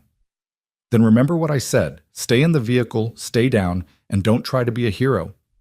The garage came into view, a squat brick building with 3 bay doors, one of them open, revealing a luxury sedan on the lift. Adam saw a figure moving inside, someone in coveralls working beneath the vehicle. That's Brennan, Marcus confirmed through the earpiece. No other personnel visible. Rachel parked half a block down, positioning the vehicle so they had a clear line of sight. The backup team, wherever they were, remained invisible. Everything was quiet, controlled, professional. Then the world exploded into chaos. A second vehicle came screaming around the corner, a black SUV moving too fast, brakes squealing as it swerved into the garage lot. 2 men jumped out before it fully stopped, and Adam saw the glint of weapons in their hands. Contact, Rachel shouted. Armed suspects, moving on target location. Reeves was already on the radio, calling in the backup team, but Adam's eyes were locked on the garage. Brennan had seen the men, was running toward the back of the building, but he wasn't fast enough. One of the men raised his weapon. Adam didn't think. He moved. He was out of the SUV before Rachel could stop him, running toward the garage with his heart hammering and his mind screaming that this was insane. Behind him he heard Rachel cursing, heard Reeves shouting orders, but he didn't stop. He'd spent months being careful, being invisible, avoiding confrontation. But something in him had broken when he pulled Clara from that wreck, and he couldn't go back to being the man who walked away. Brennan stumbled, and one of the gunmen was raising his weapon for a clear shot when Adam crashed into him from the side. They went down hard, the weapon clattering away across concrete, and Adam felt pain explode in his ribs where the man's elbow connected. He'd been in exactly 2 fights in his life, both in high school, and he'd lost both. But adrenaline and desperation made up for lack of skill, and he managed to keep the man pinned for the 3 seconds it took for Rachel to arrive. She had her weapon drawn, her voice commanding, "Don't move! Hands where I can see them!" The second gunman was already on the ground. Reeves and 2 other agents Adam hadn't seen arrive surrounding him. Brennan was pressed against the far wall, eyes wide with terror. "Clear!"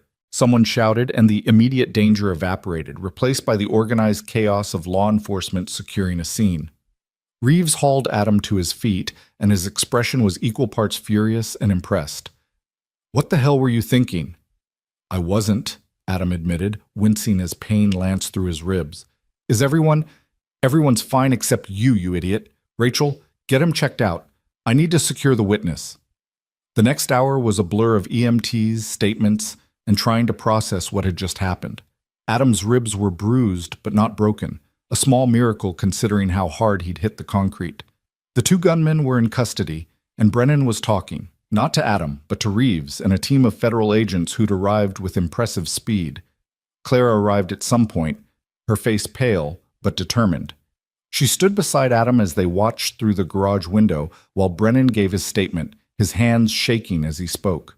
"He's telling them everything," Rachel said, moving to stand beside them. "Webb's name, the payment, the instructions for sabotaging your car. It's all coming out." "Is it enough?" Clara asked. "Combined with your financial records and the attempted hit we just stopped?" "Yeah, it's enough." Rachel smiled grimly. "Webb's done." Adam felt something loosen in his chest, a tension he'd been carrying for weeks finally releasing. They'd done it. Against all odds, against every advantage Webb had, they'd actually done it. But the victory felt muted, overshadowed by the realization of how close they'd come to losing. If those gunmen had arrived 5 minutes earlier, if backup hadn't been nearby, if Adam had stayed in the vehicle like he was supposed to. "You could have been killed," Clara said quietly, as if reading his thoughts. "But I wasn't. That's not the point." She turned to face him, and her eyes were bright with unshed tears. "You didn't have to do that. You didn't have to risk yourself for someone you barely know." "Yes, I did." Adam said it with more certainty than he felt. "Because if I'd stayed in that vehicle, if I'd watched someone die when I could have prevented it, I wouldn't have been able to live with myself." Clara studied him for a long moment, and something shifted in her expression. Understanding, maybe, or recognition. "You're a good man, Adam Blake. Better than you realize. I'm just trying to be someone my daughter can be proud of." "She already is, whether you know it or not." Before Adam could respond, Reeves emerged from the garage with a satisfied expression. "We've got enough for an arrest warrant. FBI's moving on Webb's location now. He'll be in custody within the hour." The words should have felt triumphant, but Adam mostly felt exhausted. The adrenaline was fading, leaving behind aches and a bone-deep weariness that had nothing to do with physical injury. "What happens now?" he asked. "Now we let the system work," Reeves said. "Brennan's testimony, the financial records, the attempted hit, it's all admissible evidence. Webb will go to trial, and unless he has judges in his pocket we don't know about, he'll be convicted. And Clara? We'll need to testify, but she'll be safe. We'll make sure of it." Reeves clasped Adam's shoulder. "You did good today. Stupid, reckless, and against every instruction I gave you, but good." Adam managed a tired smile. "Thanks. I think." They let him go an hour later, after more statements and assurances that his involvement would be kept as quiet as possible. Clara offered to have him driven home, but Adam declined. He needed time alone, time to process everything that had happened. He picked up Sophie from his mother-in-law's house, grateful beyond words to see her safe and oblivious to the day's events. She chattered about the cookies they'd baked and the puzzle they'd almost finished, and Adam held her hand as they walked to the truck, silently promising that he'd never put her at risk like that again. That night, after Sophie was asleep, the burner phone buzzed one last time. They arrested Webb at his estate. He didn't go quietly, but he went. "It's over, Adam. We did it." Adam read the message 3 times, letting the reality of it settle into his bones. Marcus Webb, the man who'd destroyed so many lives, who'd tried to kill Clara and nearly succeeded, was in custody. Justice, slow and imperfect as it was, had finally arrived. He thought about responding, about crafting something meaningful to mark the end of this strange chapter in his life. But in the end, he simply typed, "Thank you for trusting me." Clara's response came quickly. "Thank you for being trustworthy. Get some rest. We'll talk tomorrow." Adam set the phone aside and moved to the window, looking out at the quiet street beyond his cabin. The world looked the same as it had that night 3 weeks ago when he'd pulled a stranger from a wrecked car. But everything had changed. He'd changed. Somewhere in the process of fighting back, of refusing to be invisible, he'd found something he'd thought was lost forever. Not happiness, not yet, but purpose. The knowledge that he mattered, that his choices could make a difference, that being decent in an indecent world wasn't weakness but strength. Tomorrow would bring new challenges. Webb's arrest would make news, would drag both him and Clara into spotlights neither wanted. There would be trials, testimony, consequences that rippled outward in ways they couldn't predict. But tonight, Adam Blake stood in his small cabin with his daughter sleeping safely upstairs and allowed himself to feel something he hadn't felt in months. Hope. The media descended like locusts within 24 hours. Adam woke to the sound of his phone ringing, his real phone, not the burner, and made the mistake of answering before checking the caller ID. A reporter from the regional newspaper wanted a statement about his role in exposing Marcus Webb's crimes. Adam hung up without responding, but the call was followed by 3 more in quick succession, each from a different outlet, each asking variations of the same questions. By noon, there were 2 news vans parked on the street outside his cabin. Sophie pressed her face to the window, eyes wide with confusion and excitement. "Dad, why are there TV cameras outside?" "It's complicated, sweetheart." Adam pulled the curtains closed, his jaw tight. "Just stay away from the windows for now, okay?" "But what did you do?" That was the question, wasn't it? What had he done? Helped expose a criminal, prevented a murder, risked his life for someone who'd once destroyed his livelihood. How did you explain that to an 8-year-old without making it sound either meaningless or terrifying? "I helped someone who needed help," he said finally. "And some people think that's interesting enough to make news." Sophie considered this with the gravity children brought to adult mysteries. "Was it dangerous?" "A little." "Are you in trouble?" "No, kiddo. I promise." He knelt down to her level, meeting her eyes directly. "But things might be weird for a while. People might ask you questions about me, about us. If that happens, you don't have to answer. You just tell them to talk to me instead, okay?" She nodded solemnly, and Adam hated that he'd brought this chaos into her life. The whole point of staying invisible had been to protect her from exactly this kind of attention. Now reporters were camped outside their home, and it was only a matter of time before they descended on her school. The burner phone buzzed. "I'm so sorry. I should have anticipated this. Do you need somewhere else to stay?" Adam typed back, "We'll manage. But if they show up at Sophie's school, we're going to have a problem." Clara's response was immediate. "Already handled. I've arranged for private security at the school. Discreet, but present. No one will bother her, I promise." He wanted to be angry about her high-handed assumption that she could fix his problems with money and resources. But mostly, he just felt relieved. Whatever else Clara Morgan was, she understood that Sophie was off-limits, and she had the means to enforce that boundary. The day crawled by in a strange limbo. Adam called his warehouse supervisor and explained he needed a few days off. Didn't specify why, but the man had clearly seen the news. There was an uncomfortable pause before he agreed, and Adam heard the shift in his tone.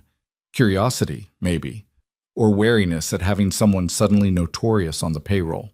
That evening, after the news vans had finally given up and departed, Adam's mother-in-law called. "I've been watching the news," Margaret said without preamble. "They're saying you helped catch that CEO, the one who tried to kill someone. Is that true?" Adam leaned against the kitchen counter, exhaustion pulling at every muscle. "Yeah, it's true." "And you didn't think to mention this when you dropped Sophie off yesterday, that you were involved in something dangerous?" "I was trying to keep her safe. That's why I brought her to you." "By lying about why?" Margaret's voice rose, anger mixing with fear. "Adam, if something had happened to you, If those men had killed you at that garage, Sophie would have been waiting at my house wondering why her father never came to pick her up. Do you understand that? Do you understand what that would have done to her?" The words hit harder than any physical blow could have. Adam closed his eyes, seeing Sophie's face, imagining the confusion and grief if he'd been stupid enough to get himself killed playing hero. "You're right," he said quietly. "I should have told you. I should have been honest about the risk."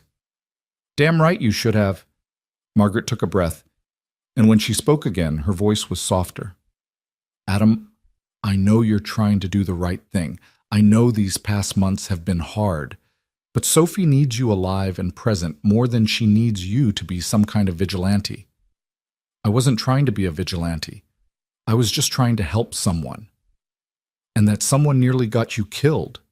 But she didn't. I'm fine. Bruised, but fine. This time." Margaret was quiet for a moment. "Is it over? Whatever this was, is it finished now?" Adam thought about Webb in custody, about the trials that would follow, the testimony he'd inevitably have to give. "Not entirely, but the dangerous part is done." "Good, because Sophie's been through enough loss in her young life. She doesn't need to lose you too." They talked for a few more minutes, Margaret extracting promises that Adam would be more careful, more honest, more present. He agreed to everything because she was right and because arguing would have required energy he didn't have.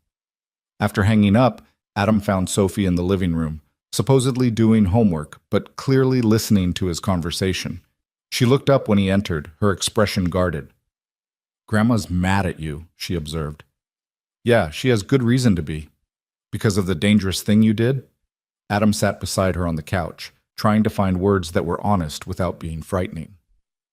"You remember how I told you I helped someone who needed help?" Sophie nodded. "Well, helping her meant stopping some bad people from hurting her, and that was more dangerous than I expected it to be. Grandma's upset because I could have gotten hurt, and that would have been really bad for you." "Would you have died?"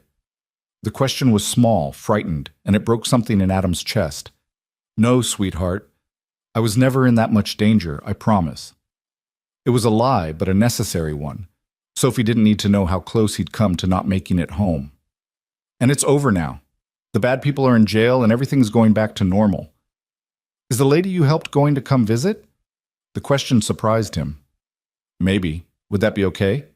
Sophie shrugged with studied casualness. "I guess. Is she nice?" "She's complicated. But yeah, I think she's trying to be good." "Okay." Sophie returned to her homework, the subject apparently closed. But Adam saw the tension in her shoulders. She was worried, processing things she was too young to fully understand, and he hated that he'd put that burden on her. That night, after Sophie was in bed, Adam sat at his kitchen table with a beer he wasn't really drinking and tried to figure out what came next. The immediate crisis was over, but the aftermath was just beginning. There would be legal proceedings, media attention, and the uncomfortable reality that his anonymous life had been irrevocably shattered. He'd wanted to matter. Well, now he mattered. Now people knew his name, knew his face, knew that he'd been instrumental in bringing down Marcus Webb, and he wasn't sure yet if that was a gift or a curse. The burner phone rang. Actually rang, not just buzzed, and Adam answered to find Clara's voice, uncharacteristically uncertain. "I know it's late. I hope I'm not disturbing you." "You're not. Can't sleep anyway." "Neither can I." She paused. "The prosecutor called today. They want us both to testify at Webb's arraignment next week. Just preliminary stuff, but it means facing him in court." Adam felt his stomach tighten. "How do you feel about that?" "Terrified, if I'm being honest. He tried to kill me, and now I have to sit in a room with him and explain to a judge why he should be denied bail." Her laugh was brittle. "But at least I won't be alone. You'll be there too." "Yeah, I will." "Adam?" She hesitated, and he heard something vulnerable in her voice that she usually kept hidden. "Can I ask you something? And will you be honest with me?" "Always." "Do you regret it? Helping me? Because I know what it's cost you, the media attention, the danger you were in, the disruption to your life. If you could go back to that night in the storm, knowing what you know now, would you still pull me from that car?" It was a fair question, and it deserved an honest answer. Adam thought about the past 3 weeks, about the fear and adrenaline and moments when he'd wondered if he'd made a catastrophic mistake. He thought about Sophie's worried face and his mother-in-law's anger and the reporters camped outside his home. But he also thought about standing in that garage, about stopping men who would have killed Kyle Brennan without hesitation, about the knowledge that Marcus Webb was in custody, that his corruption had been exposed, that communities like Millridge might have a chance at survival now. "No," he said finally. "I wouldn't change it, not the helping you part anyway. Maybe I'd be smarter about some of the other choices, but pulling you from that car? That was the right thing to do, and I'd do it again." He heard her breath catch, just slightly. "Thank you for saying that, for meaning it. It's the truth." "I know. That's what makes it matter." She was quiet for a moment. "The board met today. Emergency session to discuss Webb's arrest and what it means for the company. They asked me to step down." "What?" Adam sat up straighter. "Why? You're the victim in all this." Officially, they want to minimize disruption during this difficult period. Unofficially, they're terrified that the scandal will tank our stock price and they want a scapegoat. Her voice was remarkably calm, as if she'd already processed and accepted this betrayal. "I refused, obviously, told them they'd have to remove me by force, and good luck doing that when I own 35% of the company and just exposed one of their own as a criminal. Good for you. We'll see.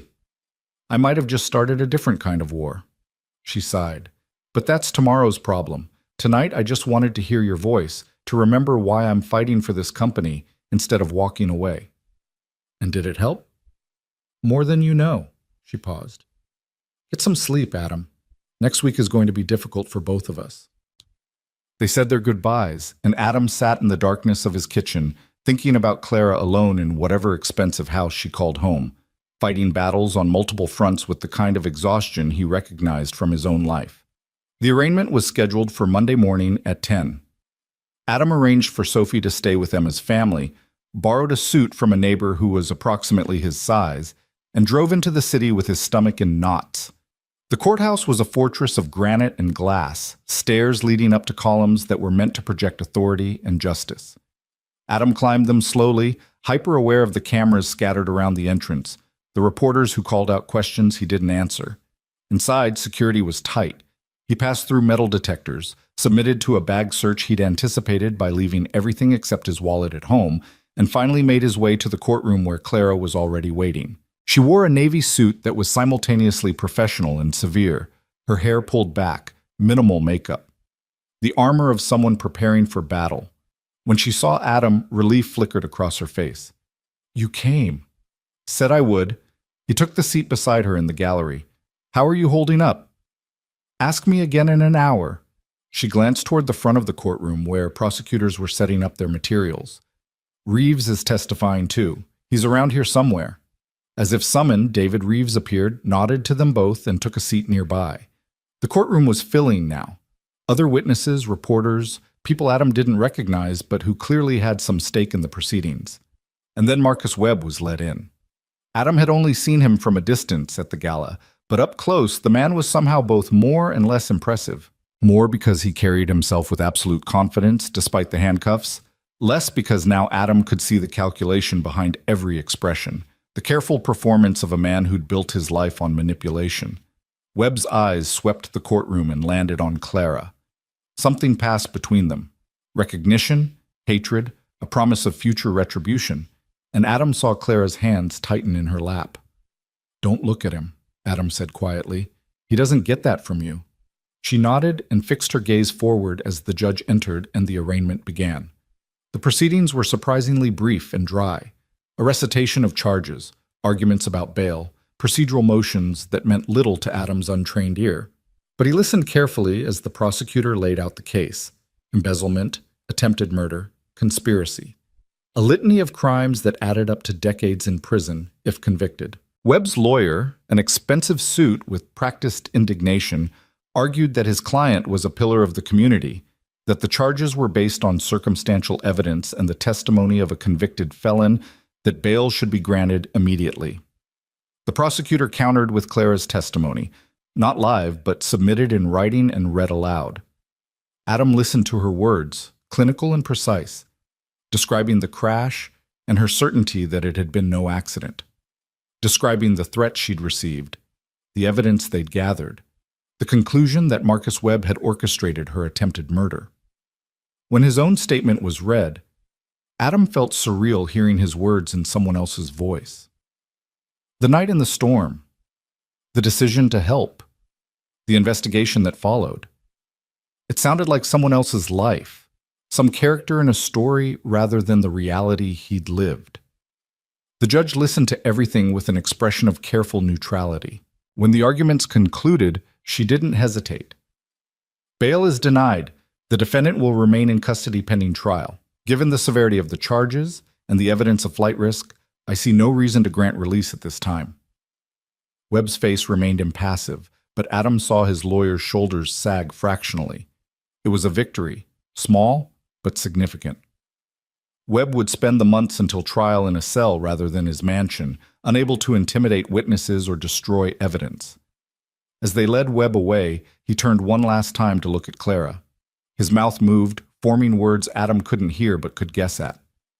Threats, probably. Promises that this wasn't over. Clara held his gaze without flinching until he disappeared through the door. Outside, on the courthouse steps, reporters swarmed. Adam tried to slip past them, but someone recognized him and suddenly microphones were thrust in his face, questions coming too fast to parse. Mr. Blake, how does it feel to be a hero? Did you know Ms. Morgan before the accident? Were you afraid when you confronted the gunman? Is it true Morgan Industries plans to compensate you for your role? That last question made him stop. What? A reporter, young and eager, pushed closer. There are reports that Clara Morgan is planning to offer you a financial reward or position within her company. Can you comment? I haven't heard anything about that. Adam looked around for Clara, but she'd been swallowed by her own crowd of reporters. I need to go. He pushed through, ignoring the continued questions, and found his truck in the parking garage. His hand shook as he started the engine. Reaction delayed, but hitting hard now. He'd just sat in a courtroom with a man who'd tried to kill someone, had listened to his own near-death experience reduced to legal jargon and evidentiary procedure. The burner phone buzzed before he'd made it out of the garage. I'm sorry about the reporters. And sorry you had to hear about the compensation that way. Can we talk?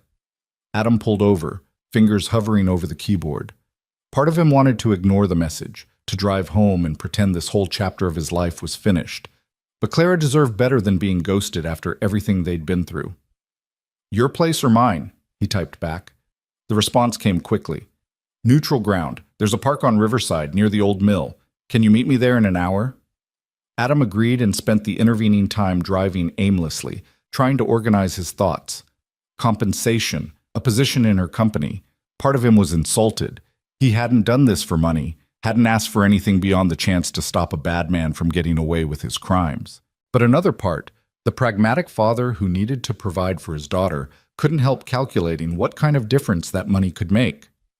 New shoes for Sophie, a better apartment, maybe even the start of a college fund. He hated that he was thinking about it. Hated that Clara had put him in a position where accepting felt like being bought and refusing felt like prideful stupidity. The park was nearly empty when he arrived, just a few joggers and a woman walking her dog. Clara sat on a bench overlooking the river, and she stood when she saw him approach. Thank you for coming. You said we needed to talk. We do. She gestured to the bench and they sat, maintaining a careful distance between them. I should have told you about my plans before they leaked to the press. That was unfair of me. What plans exactly? Adam kept his voice neutral. Morgan Industries owes you more than gratitude. You risked your life multiple times to help me. The board, what's left of it anyway, has approved a compensation package. $500,000, paid as a lump sum or in installments, however you prefer. The number staggered him. $500,000. More money than he'd earn in 10 years, maybe 15. Life-changing money. That's too much, he said automatically. It's not nearly enough. You can't put a price on someone's life. Clara turned to face him. But there's more. I'm restructuring the company, bringing in new leadership, changing how we do business. I want to reopen the Millridge plant, not at full capacity, not right away, but enough to bring back 100 jobs within 6 months. More later if we can make the numbers work. Adam stared at her, trying to process what he was hearing. You're reopening the factory?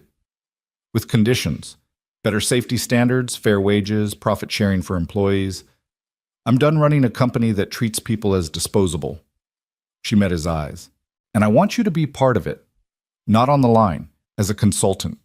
Community liaison, maybe, helping me understand what workers actually need instead of what boardrooms think they need. I don't have experience. You have something better. You've lived the reality of what my decisions cost. You understand these communities in a way I never will. She paused. I'm not offering you charity, Adam. I'm offering you a job that needs doing and that you're qualified for. Whether you take it or not, the compensation stands. You earned that regardless. Adam looked out at the river, watching water slide past beneath the spring sun. 6 weeks ago, he'd been stacking boxes in a warehouse, invisible and angry and slowly drowning in his own diminished life. Now he was being offered more money than he'd ever imagined having, and a chance to help rebuild what had been destroyed. It should have been an easy decision. It wasn't. I need time to think about it, he said finally. The money, the job, all of it. It's a lot. Of course. Take whatever time you need. Clara stood, preparing to leave, then hesitated. Can I ask what's holding you back? Is it pride? Because if it is, I understand, but it's not pride. Adam cut her off, then softened his tone. Or maybe it is, partly, but mostly it's that I don't know if I can trust this. Any of this. You fired me 6 months ago without a second thought. Now you're offering me a fortune and a job that sounds too good to be true. What happens when the media moves on and you don't need a redemption story anymore? Do I get fired again? The words came out harsher than he'd intended, but Clara didn't flinch. If anything, she looked like she'd been expecting the accusation.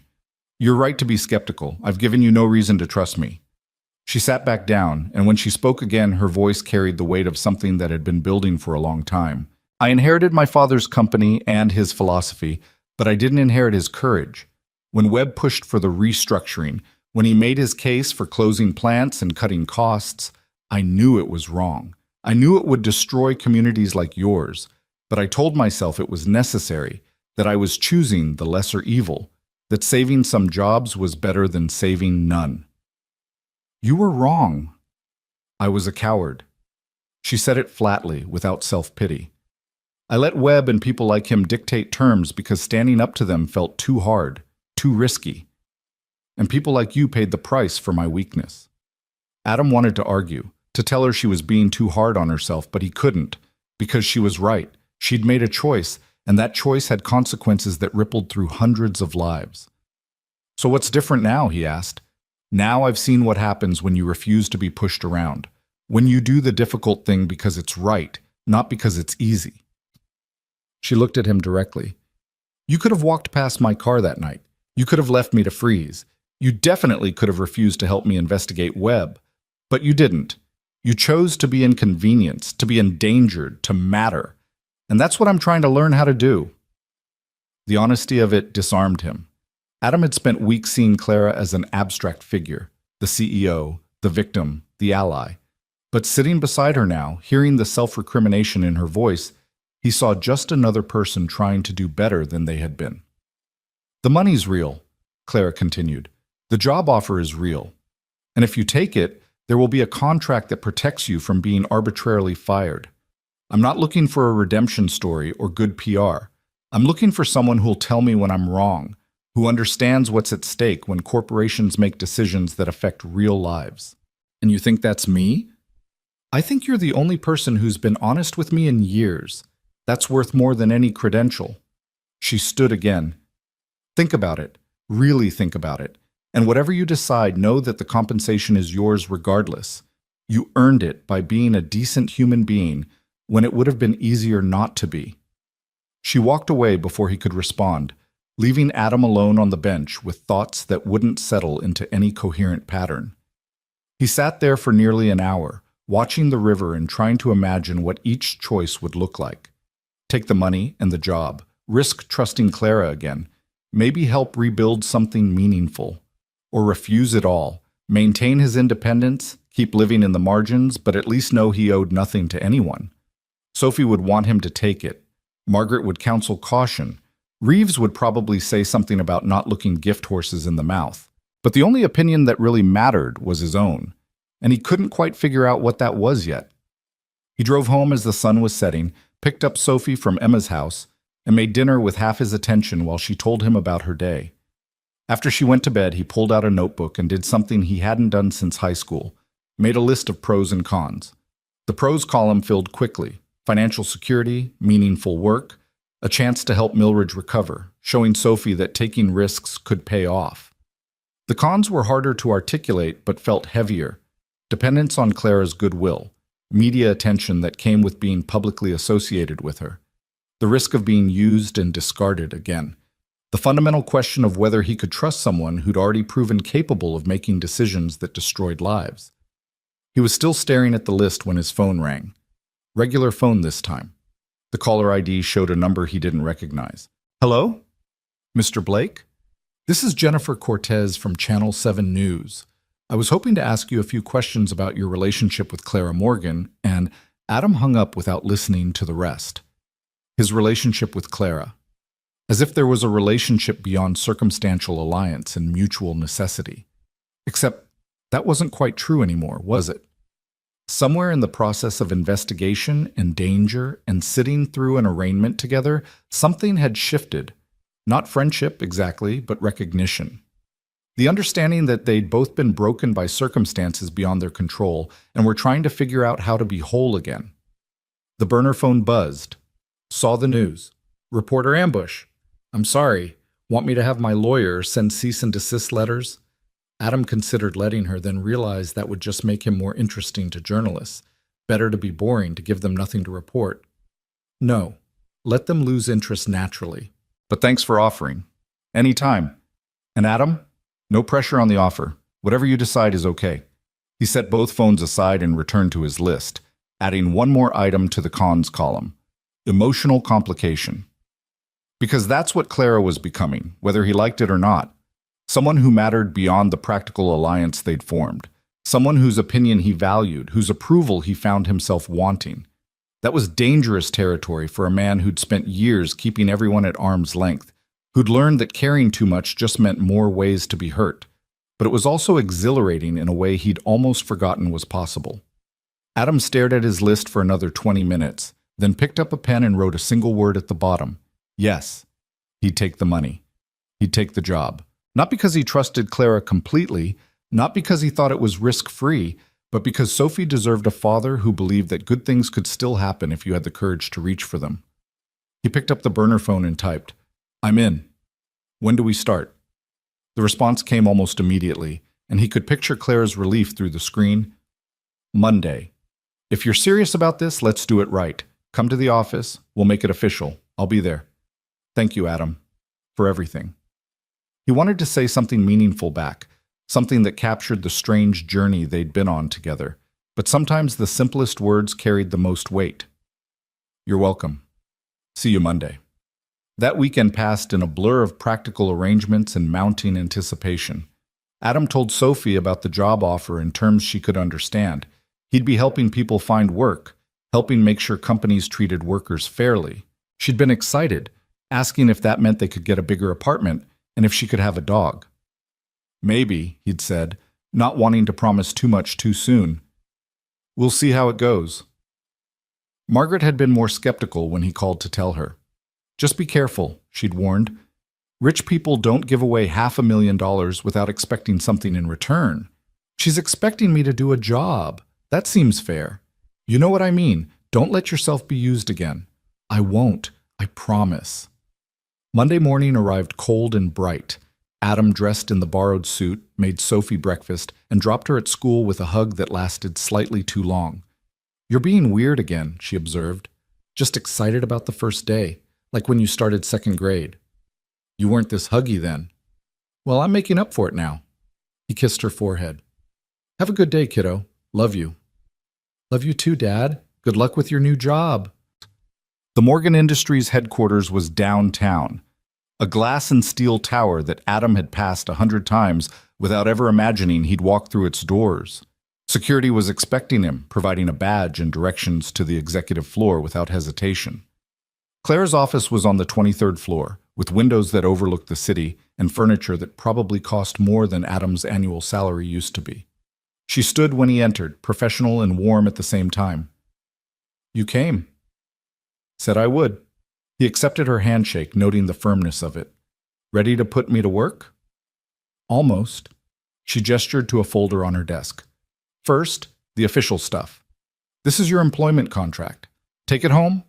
Have a lawyer review it if you want, but the key points are, you're hired as a senior consultant for community development and worker relations. Initial term of 3 years, renewable. Salary of $120,000 per year plus benefits.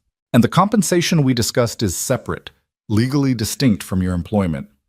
Adam picked up the contract, flipping through pages of dense legal language. The numbers she'd mentioned jumped out at him, impossible and real at the same time. "This is generous." "It's fair. You're bringing something to this company that we desperately need. Perspective." Clara moved to the window, looking out at the city below. "I meant what I said about restructuring. Webb's arrest exposed cracks that go deeper than one corrupt board member. We've been operating with a philosophy that maximizes profit at the expense of everything else. That changes now." "And the board is okay with that?" 3 members resigned last week. 2 more are likely to follow.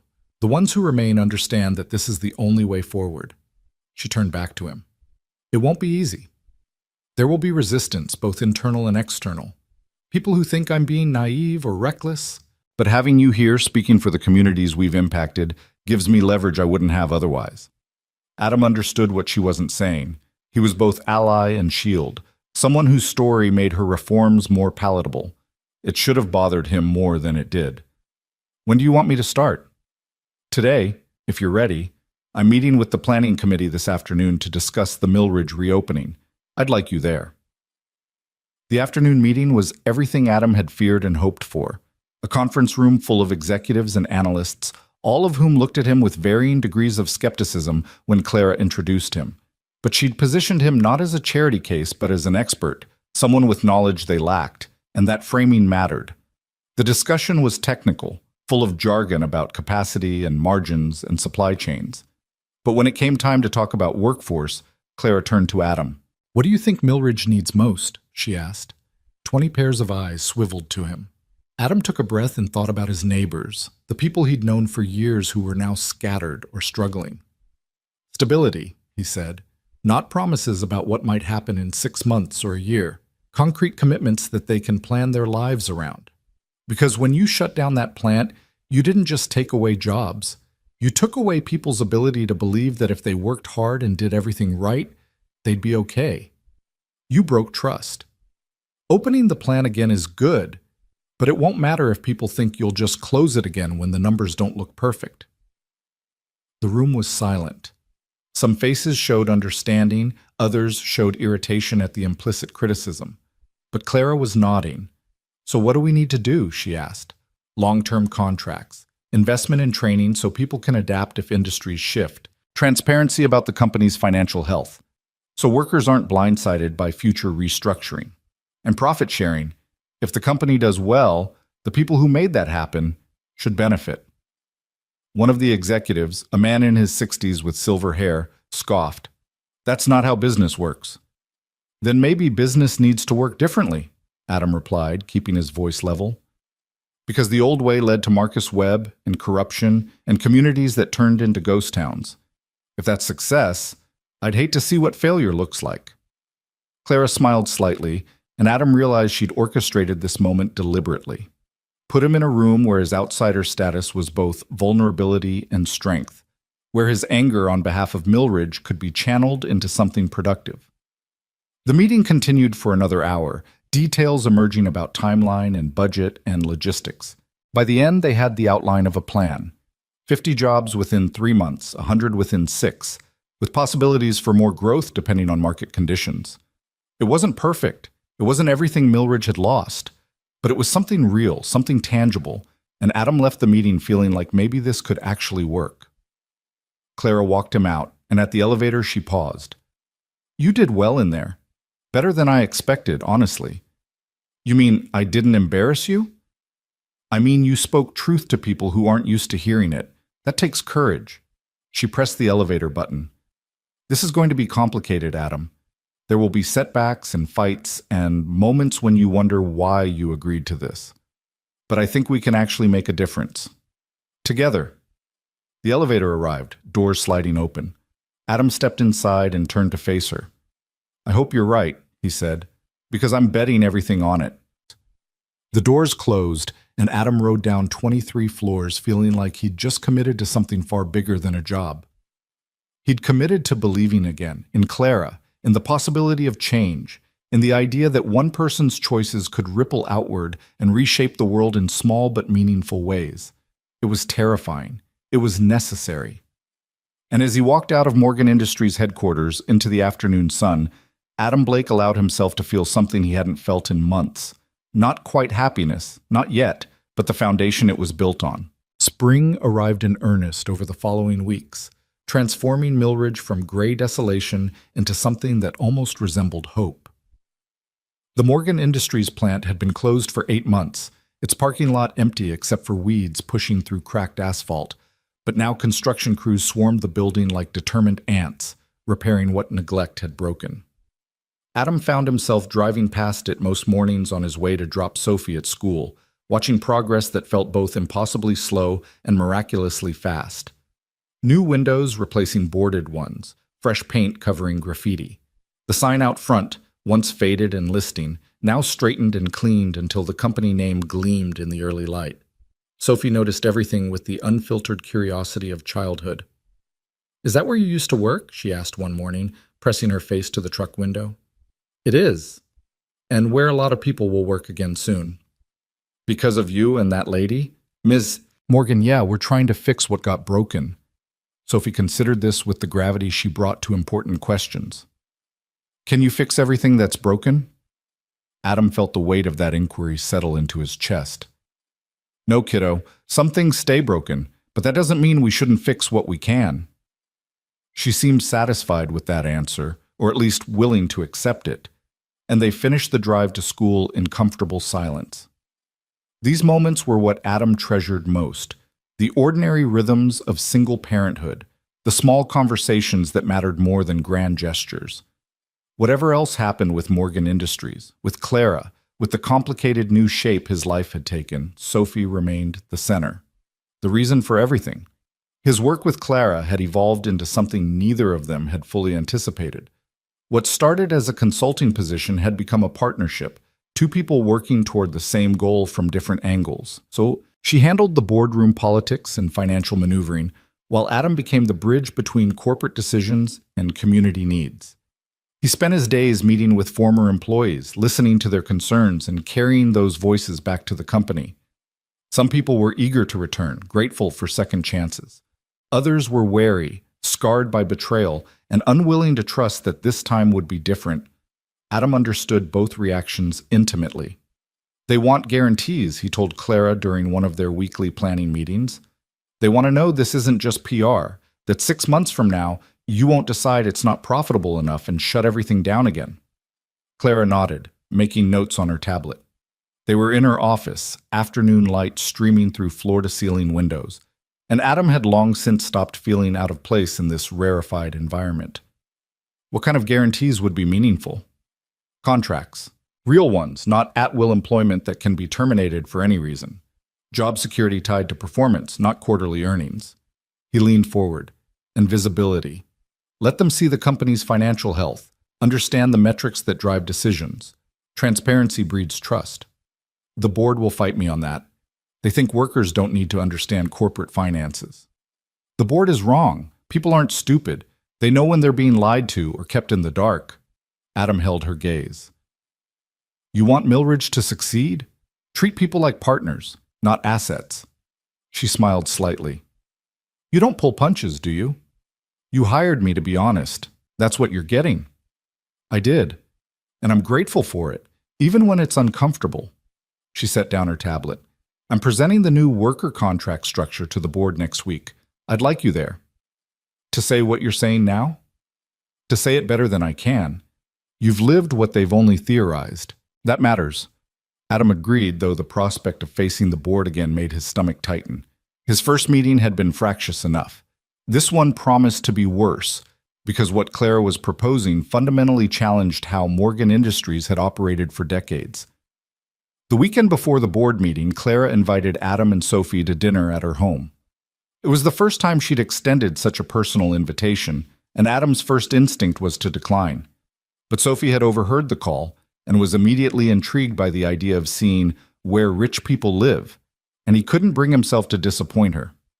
Clara's house turned out to be less ostentatious than Adam had feared. A craftsman-style home on the outskirts of the city, surrounded by old trees and a garden that showed signs of recent neglect. She met them at the door wearing jeans and a sweater, her hair loose, looking more relaxed than Adam had ever seen her. "You must be Sophie," Clara said, kneeling to the girl's level. "Your father talks about you constantly." Sophie studied Clara with the frank assessment children brought to new adults. "He says you're helping people get jobs back." "We're trying to. Your dad is actually doing most of the hard work." "He's good at helping people." Sophie said it matter-of-factly, a simple truth she'd observed. "He helped you in the snow." Clara's expression softened. "He did. I'm very lucky he found me that night." Dinner was surprisingly comfortable. Clara had ordered pizza. "I'm a terrible cook," she admitted cheerfully, and they ate in her kitchen while Sophie peppered her with questions about the company, about business, about what it was like being in charge of so many people. Clara answered each question seriously, never talking down, and Adam watched the two of them with something warm expanding in his chest. After dinner, Sophie discovered a grand piano in Clara's living room and begged to hear her play. Clara hesitated, then sat down at the bench and began a piece Adam didn't recognize but found achingly beautiful. Sophie listened with rapt attention, and when the music ended, she clapped enthusiastically. "That was really pretty. Can you teach me?" "I'm not much of a teacher, but maybe your dad could arrange lessons for you?" "Could you, Dad? Please?" Adam looked at his daughter's hopeful face and felt his resistance crumble. "We'll see. Maybe when things settle down a bit." "Things are never going to settle down," Clara observed quietly, but she was smiling. "That's not how life works. You just learn to find moments of peace in the chaos." Later, after Sophie had fallen asleep on Clara's couch and Adam carried her to the truck, Clara walked him out to the driveway. The night was cool and clear, stars visible despite the ambient light from the city. "Thank you for coming," Clara said. "I know this was probably awkward." "It wasn't. Sophie had a great time." "She's wonderful. You've done an incredible job with her." "I've done my best. Some days that's enough, some days it's not." Adam looked back at the house, at the warm light spilling from windows. "Can I ask you something? Why did you really invite us here?" Claire was quiet for a moment, her gaze distant. "Because somewhere in all of this, the investigation, the work, the rebuilding, you became a friend, and I realized I don't have many of those. People I can trust. People who see me as something other than a CEO or a problem to solve." She met his eyes. "I wanted Sophie to know me as a person, not just a name her father mentions. Does that make sense?" It made more sense than Adam wanted to admit. He'd been keeping Clara at arm's length emotionally, maintaining professional distance as a form of self-protection. But standing here in her driveway, seeing the vulnerability she usually kept hidden, he realized that barrier had already eroded without him noticing. "Yeah," he said quietly. "It makes sense." "Good," she smiled. "Get Sophie home. And Adam? Thank you for trusting me with her. I know that wasn't easy." He drove home with Sophie sleeping in the passenger seat and thoughts that wouldn't settle into coherent patterns. The evening had shifted something, had made Clara real in a way she hadn't been before. Not just an ally or employer, but someone who played piano beautifully and ordered pizza because she couldn't cook and wanted friendship badly enough to risk rejection. That made everything more complicated.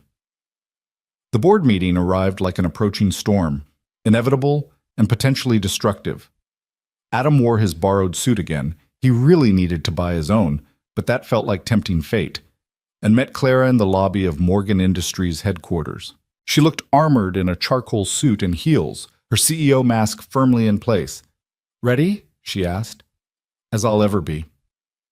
The boardroom was on the 25th floor, dominated by a table that could seat 20 and probably cost more than Adam's truck. Half the seats were filled with men and women in expensive suits, faces ranging from curious to openly hostile. Adam recognized a few from his first meeting, including the silver-haired executive who'd scoffed at his suggestions. Claire called the meeting to order with crisp efficiency, laying out the proposed changes to worker contracts with the kind of detailed preparation that came from knowing her audience would fight every point. Adam listened, impressed despite himself by how she'd anticipated objections and armed herself with data. When she finished, the silver-haired executive, Richard Holbrook, Adam remembered, leaned back in his chair with theatrical skepticism. "This is financial suicide," he said flatly. "You want to tie our hands with long-term contracts, share profits with workers who had nothing to do with generating them, and open our books to people with no business education. The shareholders will revolt." "The shareholders," Clara replied coolly, "will see that we're building a sustainable model instead of extracting maximum value until there's nothing left to extract. Webb's approach nearly destroyed this company. I'm proposing we try something different." Different is a nice word for naive. Holbrook looked around the table, gathering support. "We've survived decades by being pragmatic, by making hard choices that prioritize the company's health over individual comfort. What you're proposing is sentimentality masquerading as business strategy." Adam felt anger rise in his chest but kept his expression neutral. Claire caught his eye and gave the smallest nod, his cue. "Mr. Holbrook," Adam said, and the room's attention swiveled to him. "I'm curious about something. How many of the workers laid off during Webb's restructuring have you actually spoken with?" Holbrook blinked, clearly not expecting to be questioned. "I don't see how that's relevant." "It's entirely relevant, because you're talking about people like they're abstract figures in a spreadsheet, but they're real. They have families, mortgages, kids who need shoes and groceries, and a future that doesn't involve watching their parents struggle." Adam kept his voice level, conversational. "I was one of those people. I know exactly what your pragmatic choices cost. And now you're here, employed again, with a generous salary." Holbrook's smile was thin. "Seems like the system worked." "I'm here because Clara pulled me from a wrecked car and then asked for my help stopping a man who tried to murder her. That's not the system working. That's luck and coincidence." Adam leaned forward. "But the 50 people we're rehiring in Millridge? That's a choice. Your choice. You can decide that people matter, that communities matter, that being profitable doesn't require leaving wreckage in your wake. Or you can keep doing what you've always done and wonder why eventually there's no one left who trusts you enough to work for you." The silence that followed felt charged, electric. Adam saw Clara watching him with something that might have been pride, saw other board members shifting uncomfortably, saw Holbrook's face redden with suppressed anger. "Passionate speech," Holbrook said finally, "but passion doesn't pay dividends." "Neither does corruption," Clara interjected smoothly. "Which is what we got with Webb's approach. So perhaps we try something new. Unless you'd prefer I call for a vote on your position as well?"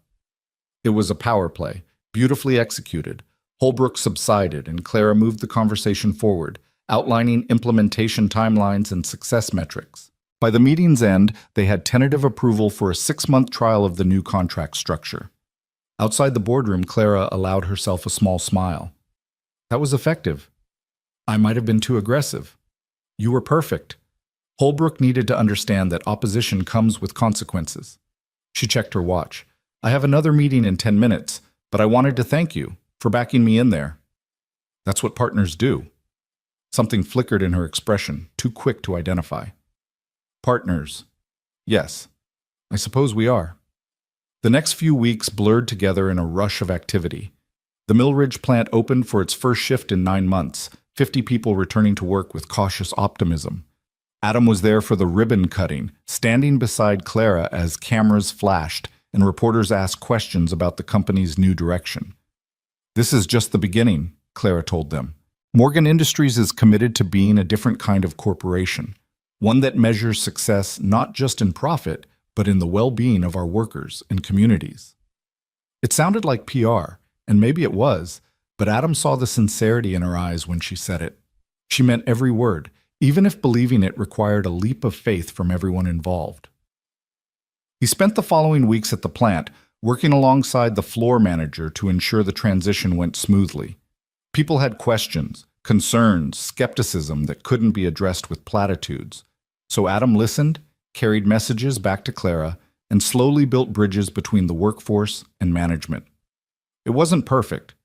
There were complaints about equipment that needed replacing, about processes that could be more efficient, about wages that still weren't quite high enough. But people were working, earning, providing for their families. That was something real.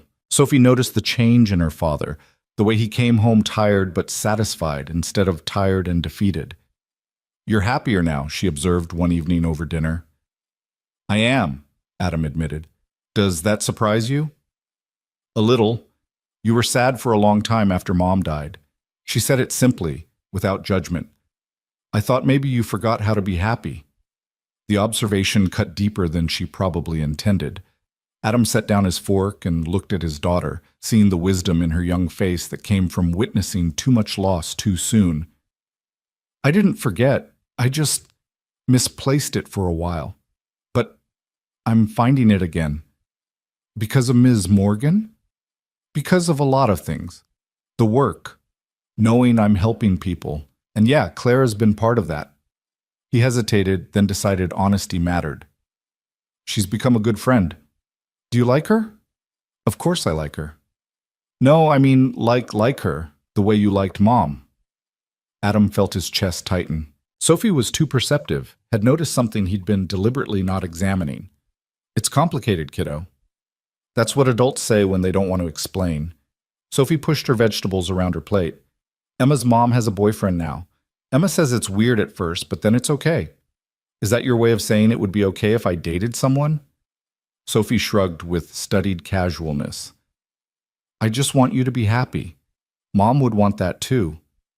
Tears pricked at Adam's eyes, sudden and unexpected. His daughter, this small, fierce person who'd lost her mother too young, was giving him permission to move forward, to stop being frozen in grief and fear. "Thank you, sweetheart. That means more than you know." They finished dinner and Adam helped with homework, but Sophie's question lingered in his mind. Did he like Clara that way? He'd been so focused on keeping their relationship professional, on maintaining boundaries, that he hadn't let himself consider other possibilities. But the truth was there, unavoidable once he looked at it directly.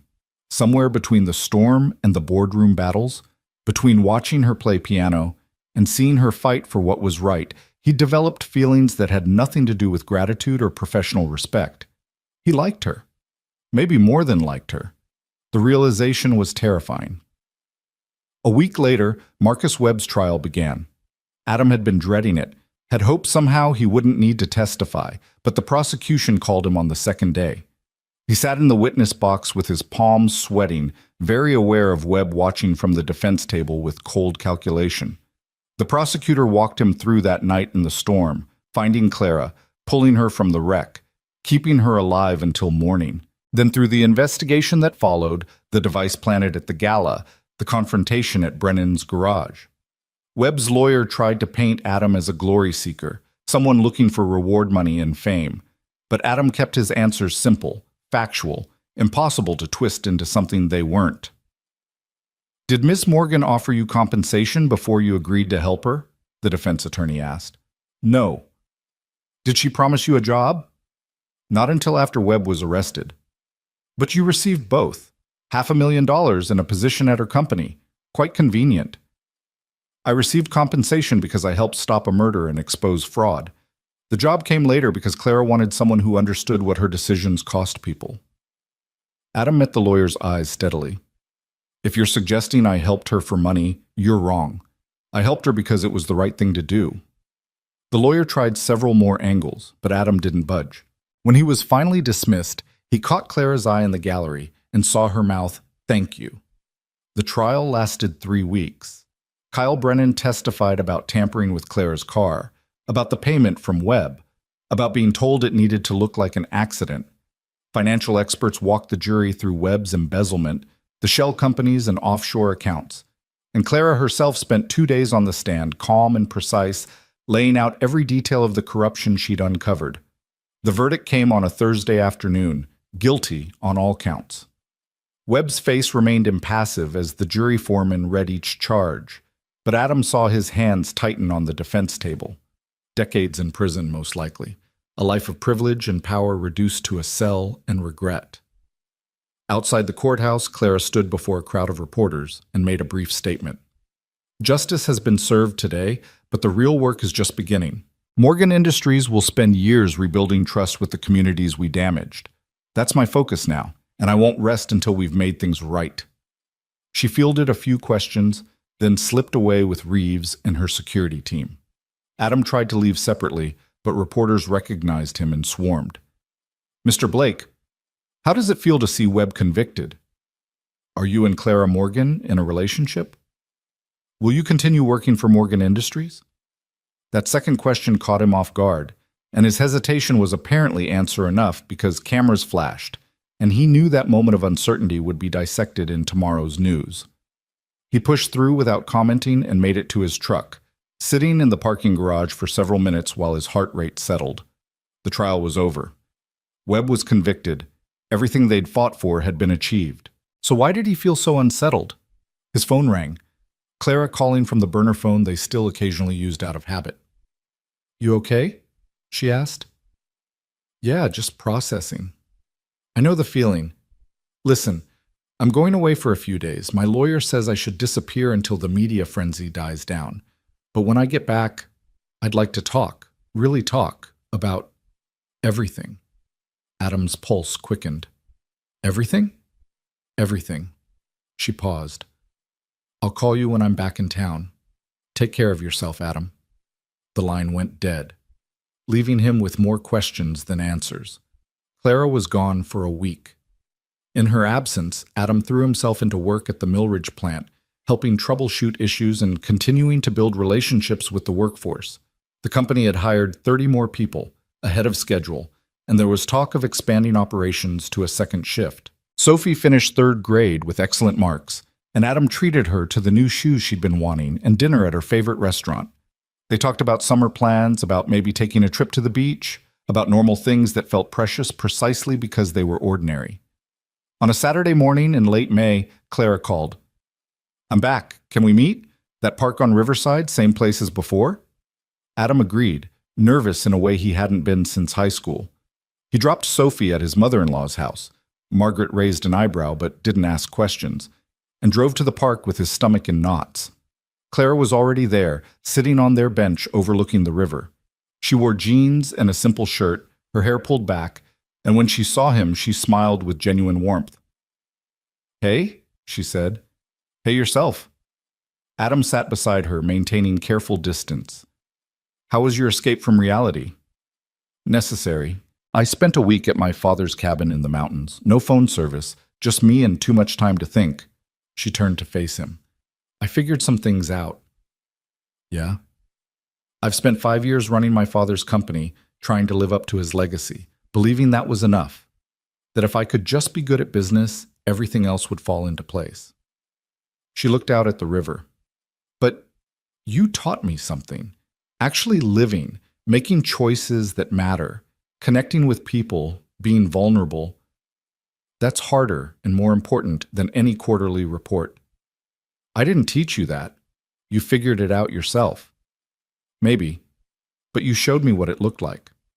Clara took a breath. "I'm stepping back from day-to-day operations, promoting my COO to CEO while I transition to board chair. It means less power, but more time to actually do the work that matters. Community rebuilding, ethical oversight, the things I care about." "That's a big change." "It is. And it's terrifying. But I can't keep living the life my father chose for me. I need to figure out what Clara Morgan wants. Separate from the company." She paused. "Part of that is admitting something I've been avoiding for months." Adam's heart hammered. "What's that?" "That I have feelings for you. Real, complicated, inconvenient feelings that have nothing to do with gratitude or professional respect." She looked at him directly. I understand if you don't feel the same way. I understand if the power dynamic makes this impossible, or if you're not ready, or if I've completely misread everything. But I needed to be honest, because you've always been honest with me." For a long moment, Adam couldn't speak. All the careful distance he'd maintained, all the barriers he'd built against exactly this possibility, crumbled in the face of her naked vulnerability. "You didn't misread anything," he said finally. "I've been trying not to feel this for weeks because it seemed complicated and risky and like asking for trouble. But Sophie asked me if I liked you, and I couldn't lie to her." "What did you tell her?" "That it's complicated," which was true then. He reached out, taking Claire's hand carefully, half expecting her to pull away. She didn't. But maybe it doesn't have to be. Maybe two people who've been through hell together are allowed to try for something good. Claire's eyes were bright with unshed tears. "I don't know how to do this. I haven't been in a relationship since college. I work too much. I'm difficult. My life is public in ways that will affect you and Sophie. And I'm a single dad with a terrible wardrobe and baggage that could fill a warehouse," Adam interrupted. "We're both disasters. Maybe that's okay." She laughed, the sound breaking tension. "This is either the best idea we've ever had, or the worst. Only one way to find out." Adam leaned in slowly, giving her time to pull back if she wanted. She didn't. Their kiss was tentative at first, testing, then deeper as months of suppressed feeling found expression. When they finally broke apart, both breathing hard, Clara was smiling in a way he'd never seen before. Unguarded, genuinely happy. "So what happens now?" she asked. "Now we figure it out as we go. Take things slow, see how Sophie adjusts, be honest when things get hard." Adam squeezed her hand. "And maybe you come to dinner at my place sometime. Fair warning, I'm a better cook than you, but that's not saying much." "I'd like that." Clara stood, pulling him up with her. "I'd like all of that. The slow, the honest, the figuring it out together." They walked along the river path, hands linked, talking about logistics and concerns and hopes, with the kind of careful optimism that came from having survived the worst and choosing to believe in better. It wasn't a fairy tale ending, because real life didn't work that way. There would be challenges ahead, complications from their past, moments of doubt. But as spring sunshine filtered through new leaves and the river flowed steady beside them, Adam felt something settle into place that had been missing for years. Not just hope, not just possibility, peace. The summer that followed was gentle in ways Adam hadn't expected. He and Clara moved cautiously, dating in the traditional sense. Dinners, movies, long walks where they talked about everything except work. Sophie was initially skeptical, then curious, then gradually accepting as she saw her father happy in a way he hadn't been since before her mother died. "She's pretty good at board games," Sophie admitted after Clara spent an evening playing Sorry with them, "even if she does lose a lot." "I'll tell her you approve," Adam said, amused. "I didn't say I approve. Said she's okay at board games. There's a difference." But her small smile gave her away, and Adam knew they'd be fine. The Millridge plant continued to grow, adding a second shift and then discussions of a third. People who'd left town started returning, drawn by steady work and the knowledge that this time felt different. Adam spent less time on site as other managers took over day-to-day operations, focusing instead on larger strategic questions about ethical business practices and community investment. Marcus Webb was sentenced to 32 years in federal prison. The news came through one afternoon while Adam was at the office, and he felt nothing but distant satisfaction. Webb had become irrelevant, a cautionary tale rather than an active threat, and Adam found he could think about that night in the storm without the tightness in his chest that used to accompany the memory. On a Saturday in late August, Clara invited Adam and Sophie to her house for what she mysteriously called a small celebration. They arrived to find the backyard transformed with lights strung through trees and a table set for dinner. "What's the occasion?" Adam asked. "The official reopening of Millridge," Clara said. "Full capacity, 3 shifts, 240 jobs. We did it." Sophie immediately ran to explore the garden, leaving the adults alone. Adam pulled Clara close, kissing her with the easy familiarity they'd developed over months of learning each other. "We did do it," he agreed, "though you did most of the heavy lifting. Partnership means we both contributed what we could." She rested her head against his shoulder. I have something else to tell you. The board approved my new initiative, Community Investment Funds. 10% of annual profits dedicated to rebuilding infrastructure in towns affected by our past decisions. Schools, libraries, job training programs. That's incredible. It's what should have been done from the start. Better late than never. She pulled back to look at him. And I want you to run it, if you're interested.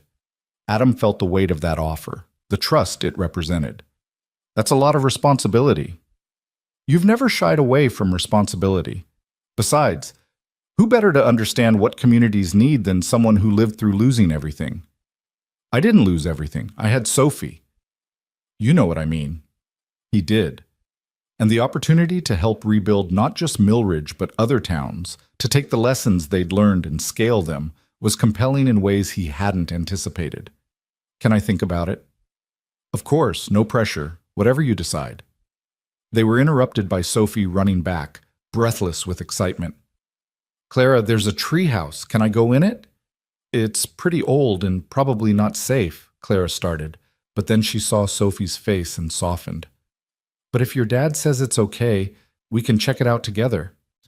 Adam watched them walk toward the old oak at the back of the property, Clara listening intently to Sophie's chatter, and felt something fundamental shift in his understanding of his life.